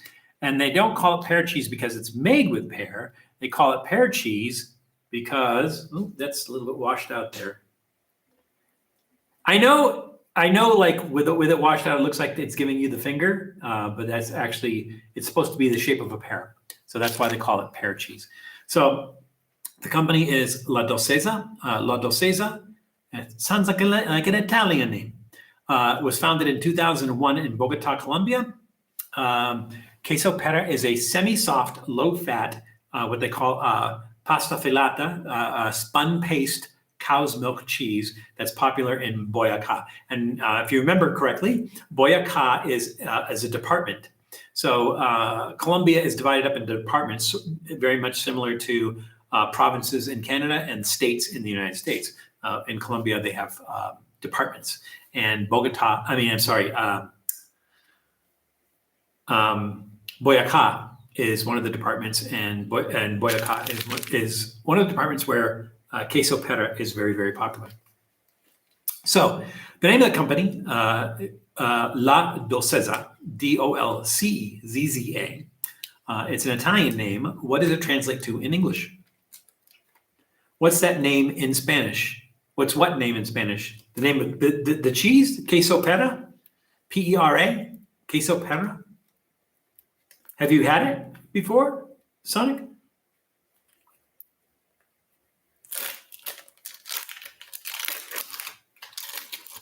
Maybe that one's a little bit better. You can see that one a little bit better. They call it pear cheese because it's shaped like a pear. All right, let's try that. The name is Bobby. That's not your purse. No, I mean pork skin chips. Pork skin chips? I don't remember talking about pork skin chips. You talking about chicharron? Pork skin chips? I'm not sure what you're referring to, Sonic. I mean, I'm not blaming you. I have a tendency to say stuff. Stuff comes out of my mouth and I don't remember it a minute later. So it's possible that I did say something, but I don't remember specifically what it was. So. This tastes like a skim, almost like a string cheese or a mozzarella, like somewhere between a string cheese and a mozzarella, which is unusual for Colombia because most Colombian cheeses are like harder cheeses, high moisture, almost like curd. Like I think we've done on live stream before, we did the cuajada cheese, which comes in a big, big round flat thing, and you just cut up a piece of it and you put the malao on it, which is the sugar, that kind of sugar water on top of it. It's chicharron. Yeah, chicharron. I didn't think I mentioned chicharron, but that's okay. Either way. That pear cheese is really good. So I would say what that would be really good with is like tomato, like to serve that just by itself with maybe like a little bit of sprinkling of a vinegar, malt vinegar, or even a I wouldn't use like a cider vinegar or white vinegar or anything, but like a nice little vinegar and maybe some cherry tomatoes. I think that would be really, really good. So yeah, that's pretty tasty. Even Doodle likes this. Yeah, it kind of breaks apart. You can see it kind of breaks apart like string cheese, right? Just peels apart. That's really good. All right. So the question was, what does Dolcezza translate to in English? That was Dolcezza. What does it's an Italian word. What does it translate into English? The English translation of the Italian Dolcezza is sweetness. Sweetness. And the reason that it translates to sweetness is because the company is not really famous for their pear cheese. They are famous for their cannoli kits. They're cannoli kits. You can buy them online, and basically it has the shells. It has the ricotta cheese that you put inside it. Everything that you want to do to make cannoli is in this kit, and you can buy these kits online apparently.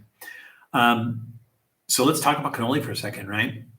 Has anybody ever had a cannoli? Pork belly sliders, nachos, German beer, and donuts. Sounds good. The donuts for dessert, maybe. Unless you're talking about like the Chinese donuts, because the Chinese donuts are like something you can eat with a meal. They're not like sugary and powdery and stuff like that. So there's something that, as a matter of fact, usually the Chinese donuts are served when you're having soup. So you can kind of dip the donut in the soup. But it's fried dough. So they call them donuts. So when I said, has anybody had a cannoli, the answer is no, you have not had a cannoli. You have had a cannolo, you have not had a cannoli, because cannoli is plural. So cannoli is more than one cannolo, and cannolo is single. So a single cannoli is a cannolo. You can do sopapilla, sweet or savory. Yeah, I suppose you can. I haven't had sopapilla for years. It's been a very, very long time since I've had. So the last time I had sopapilla, let's see. I think it was at, what's that kind of place that pretends to be upscale, but it's really kind of cheap Mexican food. I don't mean cheap Mexican food, but I mean like a cheap imitation of Mexican food. Not like Taco Bell. El Torito. I think the last time I had a sopapilla was El Torito. Yes, love cannoli, all of them. I like the basic one. I like the original basic one. Like if you go to Mike's Pastry in the North End in Boston, they have like 30 different kinds of cannoli. So they have pistachio and chocolate, and all different flavors, all different colors, all and for me it's just give me the plain ricotta cheese stuffed powdered sugar dusted cannolo. Like what is it, Jules? What are you still there, Jules? I don't know. What is the name of that the place we went to in the North End that had the amazing cannoli? Bova Bakery in the North End. It's very overlooked. Most people go to Mike's Pastry. Sometimes they'll go to Modern Pastry. It's kind of across the street from Mike's Pastry. There used to be a place called Maria's, which is around the corner. Really, really good cannoli. But right now, Bova's is probably the best in the North End.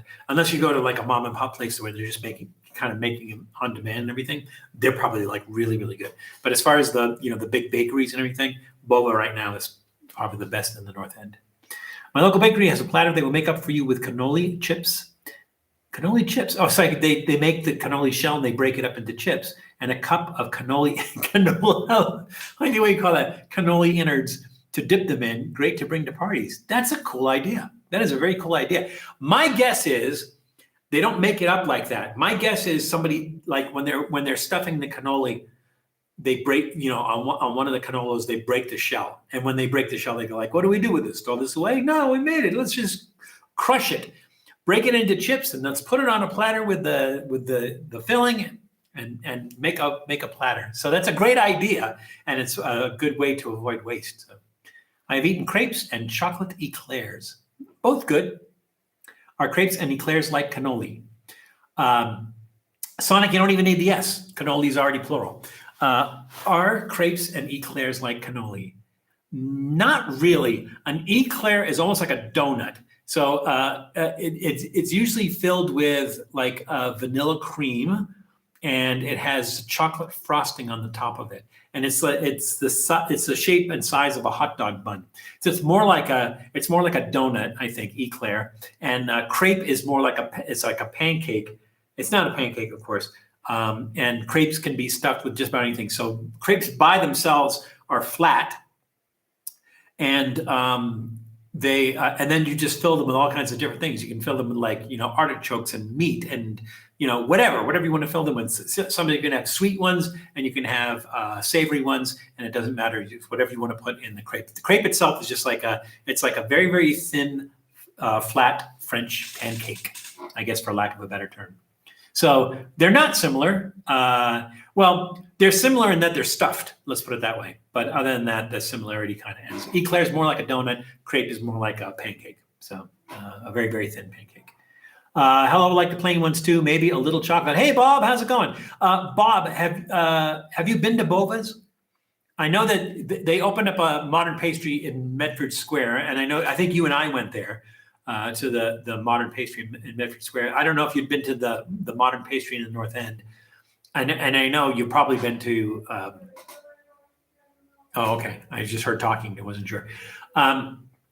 And I know you've probably been to Mike's at some point in time because everybody has. It's just like a touristy thing to do. But didn't know if you've ever been to Bova's. Have you, Bob, been to Bova's? Everybody's saying hi. That's okay. No? Okay.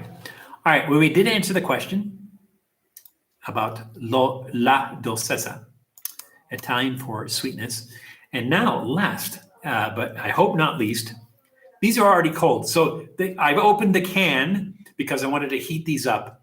But because, we've already gone almost 2 hours, they're cold already. So Bova's, Mike's, and Modern. So of those three, Bob, what do you think is the best between Bova's, Mike's, and Modern? And had you ever been to Maria's when Maria's was open? Because Maria's is it wasn't on Hanover Street. It was like when you first cross the highway from Haymarket. You cross the highway and you're gonna go into Hanover, up Hanover Street into the North End. On the left-hand side, there was a little row of stores, and one of those was Maria's Bakery. All good. You don't have a favorite or one that you like more than others? I like cannoli, but I also like sfogliatelle. I don't think I've been there. Well, Maria's has been closed for years now, but it was really, really good. Oh, you're taking off, Sonic? Well, thanks for stopping by, and it's good to see you, and I hope you stay safe as well. The sfogliatelle is the one that kind of looks like a clamshell. Now, they have something called lobster tails, which is a little bit different, but the sfogliatelle is, it's like almost like a phyllo dough, and they do it in layers, and it looks like a clamshell, and it's like crispy, and absolutely delicious. So I like those two. I wouldn't even know how to spell that for you. All right. Thanks for stopping by, Sonic. It's good to see you again. And hello, Joshua Maxwell. Welcome. Sfogliatelle. Anybody know how to spell that? It's S. I'm not even going to pretend. Well, you know what? I don't have to pretend.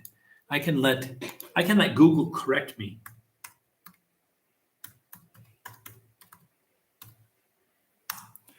And correct me it did. Here we go. Here we go. Here we go. Here we go.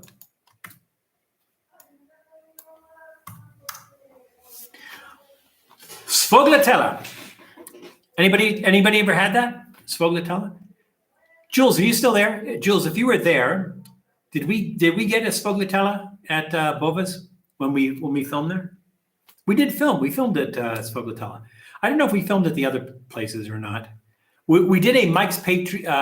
We did Mike's Pastry Cannoli only because we did a Mike's Pastry Cannoli beer, and I don't remember who did the beer, but we did. It was Harpoon, I think. It was a Harpoon ale. I have had Sfogliatelle. Really like them too. Yeah, I love them. They're delicious.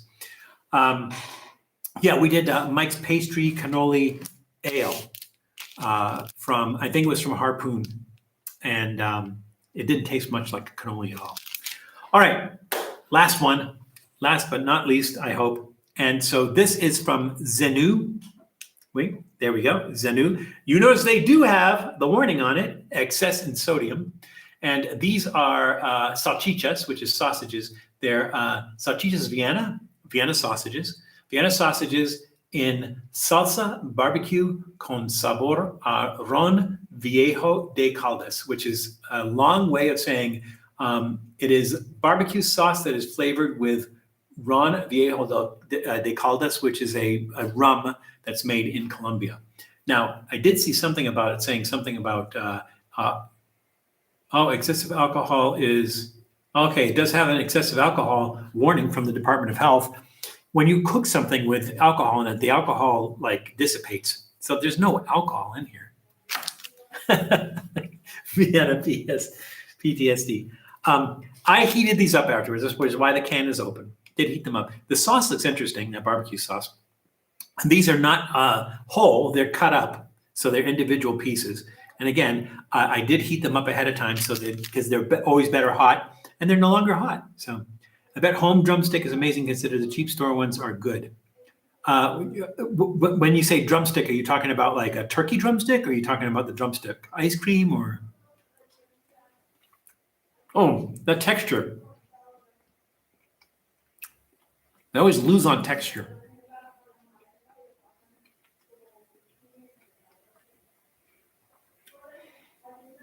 Yeah, you don't even need teeth to eat these. Like a baby could eat these. Maybe they make Vienna sausages for babies. They shouldn't make them this size, though. Baby will choke to death on something like that. Oh, I didn't see Stoner's comment. Oh, that's a homemade ice cream drumstick the other day with mixed almonds, peanuts, and pistachios, and dark chocolate. I bet that would be good. Texture is shit. Excuse my language. I would not like the texture of these at all. I don't care there's excess sodium in there. The barbecue sauce has a nice flavor. It's sweet, but it's not overly sweet. And you do get that hint of rum. There's not like a lot of rum in there. You do get that hint of rum. I don't know, they lose me on texture though. So good flavor. Nice sauce, terrible textures. It's gonna have to go in the middle, I guess. We'll go in the middle. If they improve the texture, that'd be like really, really nice. But the texture is just like, it's mush. You don't even need teeth for that. Fresh waffle cones are so good, it's almost sinful. Do you like the chocolate waffle cone, Snashies? Or just a basic waffle cone? I really do like this beer. And I really do not like that soda. All right, so we have about 15 minutes left, which means we have time for,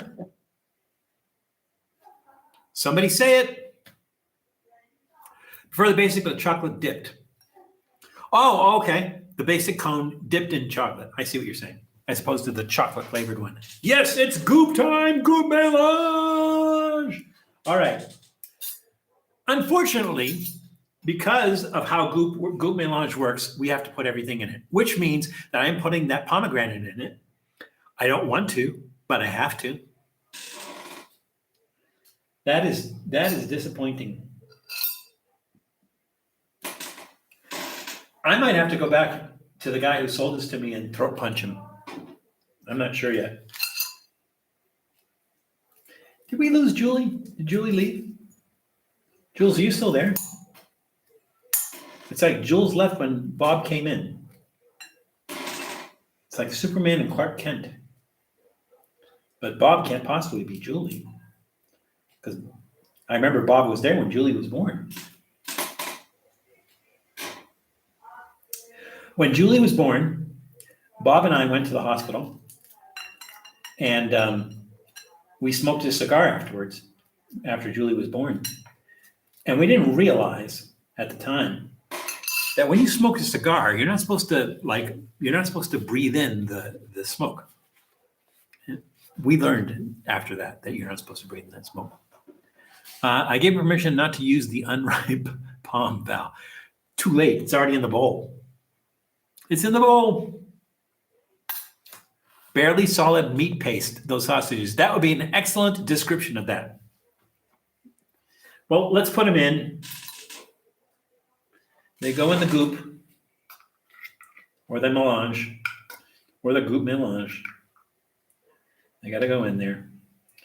4 ought to be enough. Of course, probably too many. All right, let's put some of our bocadillo, our guava bread sandwich thingy. Let's put some of that in there. I think we're mostly savory today, so I think I think we're okay. We have our chips and snacks. All right. We have our pear cheese. So let me cut some pieces of pear cheese off.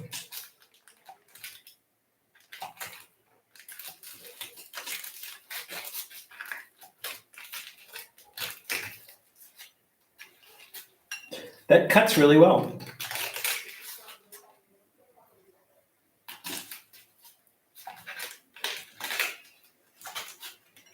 I was thinking, so they call it pear cheese because it's shaped like a pear, not because they make it with pear. But I wonder what it would taste like, pear, cheese made with pear. I bet cheese served on a pear, like a brie cheese served on a slice of pear, I bet that would be delicious. Any of you guys ever have anything like that?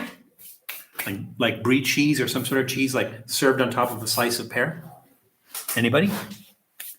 All right, what else are we missing? We are missing our NatuChips sabor limon, our plantains.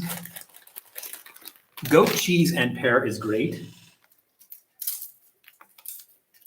That sounds great. I would eat that. I like goat cheese. I don't know. I was going to say, I don't know if I've had a cheese I didn't like. Now, what you could say is you could say American cheese. Val, I'm sure you don't like American cheese.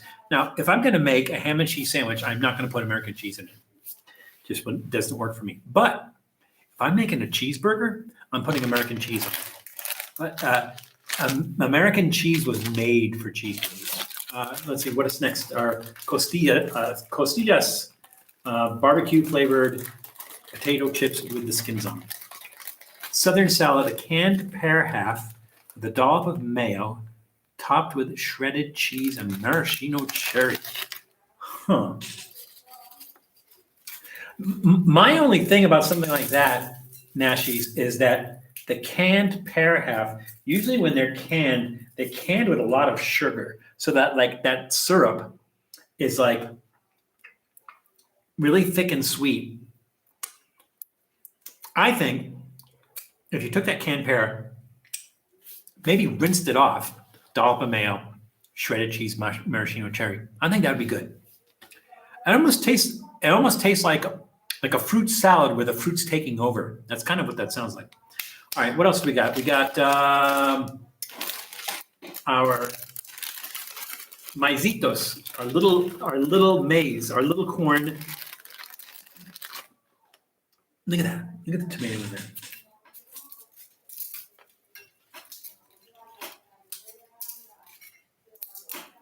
That's so good. I forgot my hand washing bowl. The ones canned in pear juice work. Oh, yeah, I bet they would. I don't know. I've only seen them canned in like syrup. So I've only seen them canned in like sugar syrup. I've never seen them canned in pear juice. That would work exceptionally well. I'll have to look for that. Southern salad.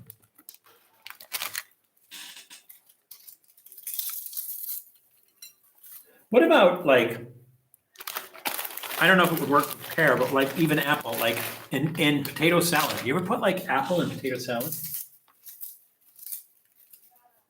You ever do that? Is that it? Got my 1, 2, 3, 4, 5, 6, 7, 8. Got everything. All right.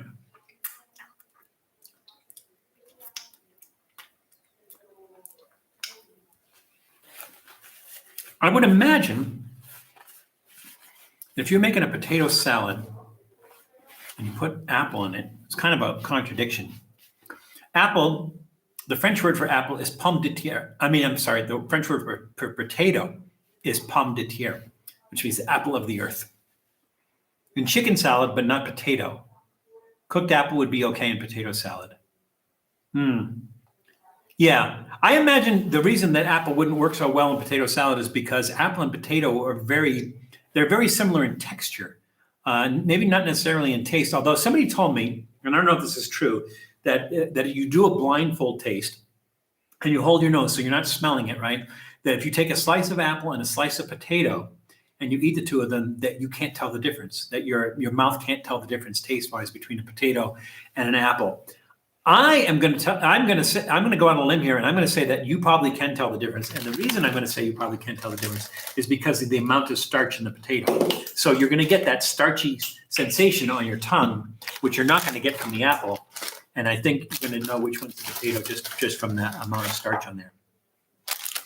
Anybody want to agree or disagree on that? That's my opinion. I've never done that test before. All right, here we go. Goût mélange. We got a little bit of everything in that. We got our pear cheese, our bocadillo, all our savory chips, our mushy Vienna sausage. I think Tom is justifiable in his disdain for Vienna sausage. You know, one of his kryptonites, Vienna sausage. Me, they're okay. I think like if you if you're gonna eat them out of the can, they're like totally disgusting. But if you do something with them, like I gotta heat them up, even fry them or something, they're okay. What are deep fried Vienna sausage? I wonder how those how that would work. I do a caramelized onion and apple combo and toss it in a potato salad. That sounds good. That sounds really good. This does not sound really good, but we're going to try this anyways. Let's see if we get some of our bitter pomegranate seeds mixed in there. I'm going to punch the guy. I'm a non-violent person. I've never thrown a punch my whole life, but I'm going to go to the market and I'm going to punch that guy right in the throat. To me, Vienna sausage tastes like how a wet dog smells. Sometimes they smell like how a wet dog smells too. All right, here we go. The moment of truth.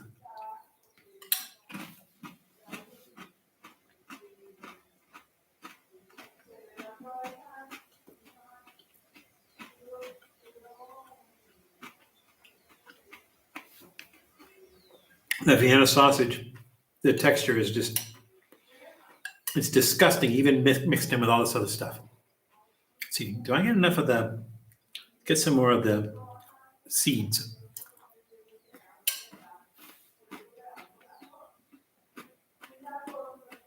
So mixed in with this, the barbecue sauce doesn't save it.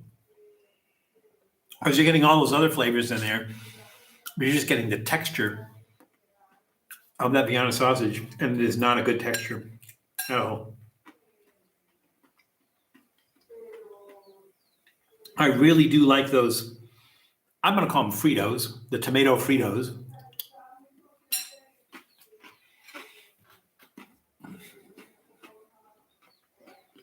That's not terrible. The guava paste, the sweetness from the guava paste, kind of nice there. The bread helps.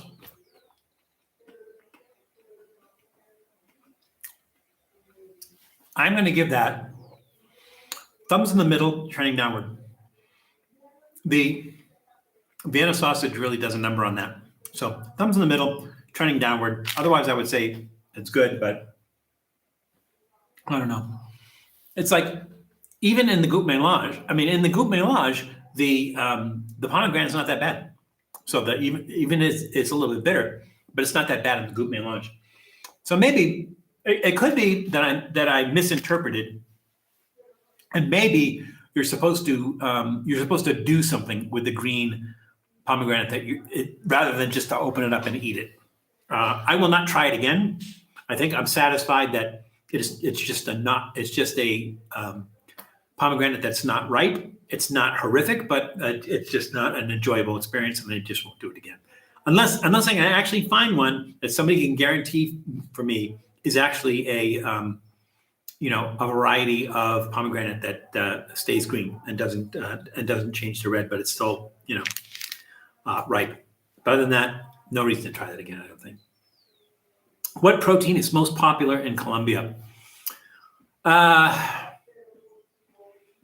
I'm going to say most popular, probably beef. And there's a lot of dairy, a lot of cow's milk dairy in Colombia. You don't see a lot of sheep's milk stuff, and you don't see a lot of goat's milk stuff here. But you do see a lot of cow's milk stuff here. But for protein itself, beef is probably the king. There's all kinds of different beef dishes. There's like sopa briaga, There's something called baby beef, which is heart of rump. It's a really, really tender cut. It's really, really good. Burgers, of course. The caldo de costilla is beef ribs. Pork. The only really thing you find in pork is like sometimes in dishes they have something called tocineta, and tocineta is tocina is bacon. And tocineta is just kind of chopped up bacon. So they'll add this chopped up bacon on stuff. You don't usually find like strips of bacon or chunks of bacon. Usually it's kind of chopped up and it's just kind of sprinkled on there. And then they do have a chicharron, a pork chicharron, which is basically they take the pork belly, they cut it in a strip, they cut lines into it, but not all the way through. They leave skin on it, and then they just kind of fold it out. And sort of like, have you ever seen someone cut a mango in those little squares, and then they fold the skin of it out? It's sort of like that, except they're doing it with pork belly, and that's really good. But those are really the only pork things. They do pig ear. They do a pig ear in salsa criolla. That's actually pretty good. I think I might have like a tale from the vault where I actually ate pig ear. I have to find that, edit that, and get that up. And then you have your other, like they do buffalo here, not bison, but buffalo. You don't usually see bison down here, but you will see buffalo. Buffalo like Cape buffalo or water buffalo, that kind of buffalo. They do, a lot of places do buffalo down here. Capybara, they do capybara down here. Farm raised capybara. So yeah, and then of course, chicken. Everybody does chicken. There's all kinds of really good chicken dishes besides the pesqueza. They do ajiaco, which is a chicken stew, which is really good. And they do like a chicken. So I found this. I will be doing this as a chicken quickie probably. This is an instant ramen, and it is gallina criolla, which is like Creole chicken. Creole salsa criolla is kind of like it's a lot like hagao, which is made with butter. It's like a salsa made with butter, onions, and tomato. And so I think I'm going to make that and then add that to this and do that. But capybara jerky. Capybara is very, very similar to pork. It's like a white meat. It's very, very similar to pork. I don't know that it would lend itself to jerky. I don't know. I mean, I suppose you could. If there's a such thing as chicken jerky, and I think there is a such thing as chicken jerky because it's sort of like the snack we give Doodle. I love bacon. Sometimes I fry a whole package and eat it like popcorn watching a movie. Oh my God, I can't. I could do it because I love bacon too. But I just I can't even just imagine sitting there eating a thing of bacon. Who was it? Dunkin' Donuts. Dunkin' Donuts for a while, and they still might do that. The next time you guys are at a Dunkin' Donuts, those of you who have a Dunkin' Donuts near you, next time you go through Dunkin' Donuts, see if they still have it, because they used to have like a breakfast. You could get a packet of bacon, which is literally like, like you go to McDonald's, you get the French fries that comes in that little paper packet. Well, you go to Dunkin' Donuts, and they would give you a packet of bacon strips. Really crazy stuff, but they would give you a packet of bacon strips and everything. Oh, and you buy it. Of bacon strips. So I could see doing that. I could see sitting there and eating a whole package of popcorn of bacon just because it tastes so good. I couldn't stop eating it and everything. But oh my God, yeah, wow. You should ask some of your in-laws about the unripe palm to see if they have thoughts about eating it. Claudia, Claudia was with me when I bought it, and she was talking to the guy in Spanish. And she was saying, no, he says it's just another type of pomegranate, and it's sweet. It's just not red, but it's another it's a different type of pomegranate, and it's sweet. I have to tell Claudia, no, the guy was lying, and now I have to throat punch him. So, that's yeah. I don't know about I don't know my other in-laws have even tried it and everything. Like I said, we were at the market, we saw them, and I said, what's the difference between those green ones and the and the red ones? And I thought, are the green ones just not ripe? And the guy said, no, it's just a different kind of pomegranate. You can eat them; they're sweet. Like, liar. Did I catch everything? Did I get everybody's questions answered? Oh, jicama. Jicama's tasty in salad. Love celery root too. Yeah, jicama is like. It is a root, so it makes sense. It is almost like the texture of potato, but it almost has like a pear flavor to it. Yeah, jicama is really good. I like jicama. Have not had jicama for a while. Well, I can see by the old clock that we don't have on the wall. We do not have a clock on the wall. I can see by the old clock on the wall that it is time to go. But we found out that he was lying about that. Yeah, he was lying about the pomegranate. But it is time to go. So I thank you guys. I hope you enjoy me going back to the old format every once in a while, doing the North format, and even new stuff. So like, if you have any ideas of like stuff you'd like to see me do new, different, like during the live streams and stuff, or if you have suggestions for the live stream, let me know. Would always love to try that. So glad to be back with you. Glad you could join us. Nice to see some faces that we have not seen in a while. So I appreciate you coming back. You are my favorite community. Love spending time with you. And I miss it when like those 3 weeks that I went without doing a live stream, missed you guys a lot. So it's nice to be back with you guys. And I'm glad you guys are back with us. And I'm so glad we had this time together. I'm so old that I remember what that is and none of you do. But seriously, glad I could spend some time with you. It's a lot of fun. I like to change it. I want to change it up this year, do some things differently and everything. So you guys have any ideas, let me know. You guys said that you like this old format of doing the grab bag live stream, so we will continue to do that. Oh, I didn't even show you the grab bag. This week's grab bag was from 99 Ranch Market. So yeah, I appreciate each and every one of you. Also, I was saying at the beginning of the live stream that I was looking at the analytics, and the analytics said that a very, very low percentage of people who watch the videos are subscribers. Like very, very low, like less than 30%, I think it was something like that, are subscribers who watch the videos. So if you have not subscribed, please do so. Also, check out the other channels, Joshua Maxwell, Nashies, Janice Yamanaka, Old Guy in Colorado, and Tom's other channel, the Old Guy Radio Players. Check out the other channels, and I think you'll like them. And when you do, share love with them, and also subscribe to their channels. Do the little like thing and leave comments. I love to answer comments. I love to interact with you guys, even when we're not doing a live stream and everything. So leave comments, and I will answer every single one. We're still small. We can still do that. I will answer every single one. So again, I thank you for joining us, and make sure that you show people some love, because everybody needs it right now. So it is crazy out there. Please be careful. Take care of yourselves. Take care of others, and we'll see you soon. Thanks for joining us again. We'll see you later. Have a great week.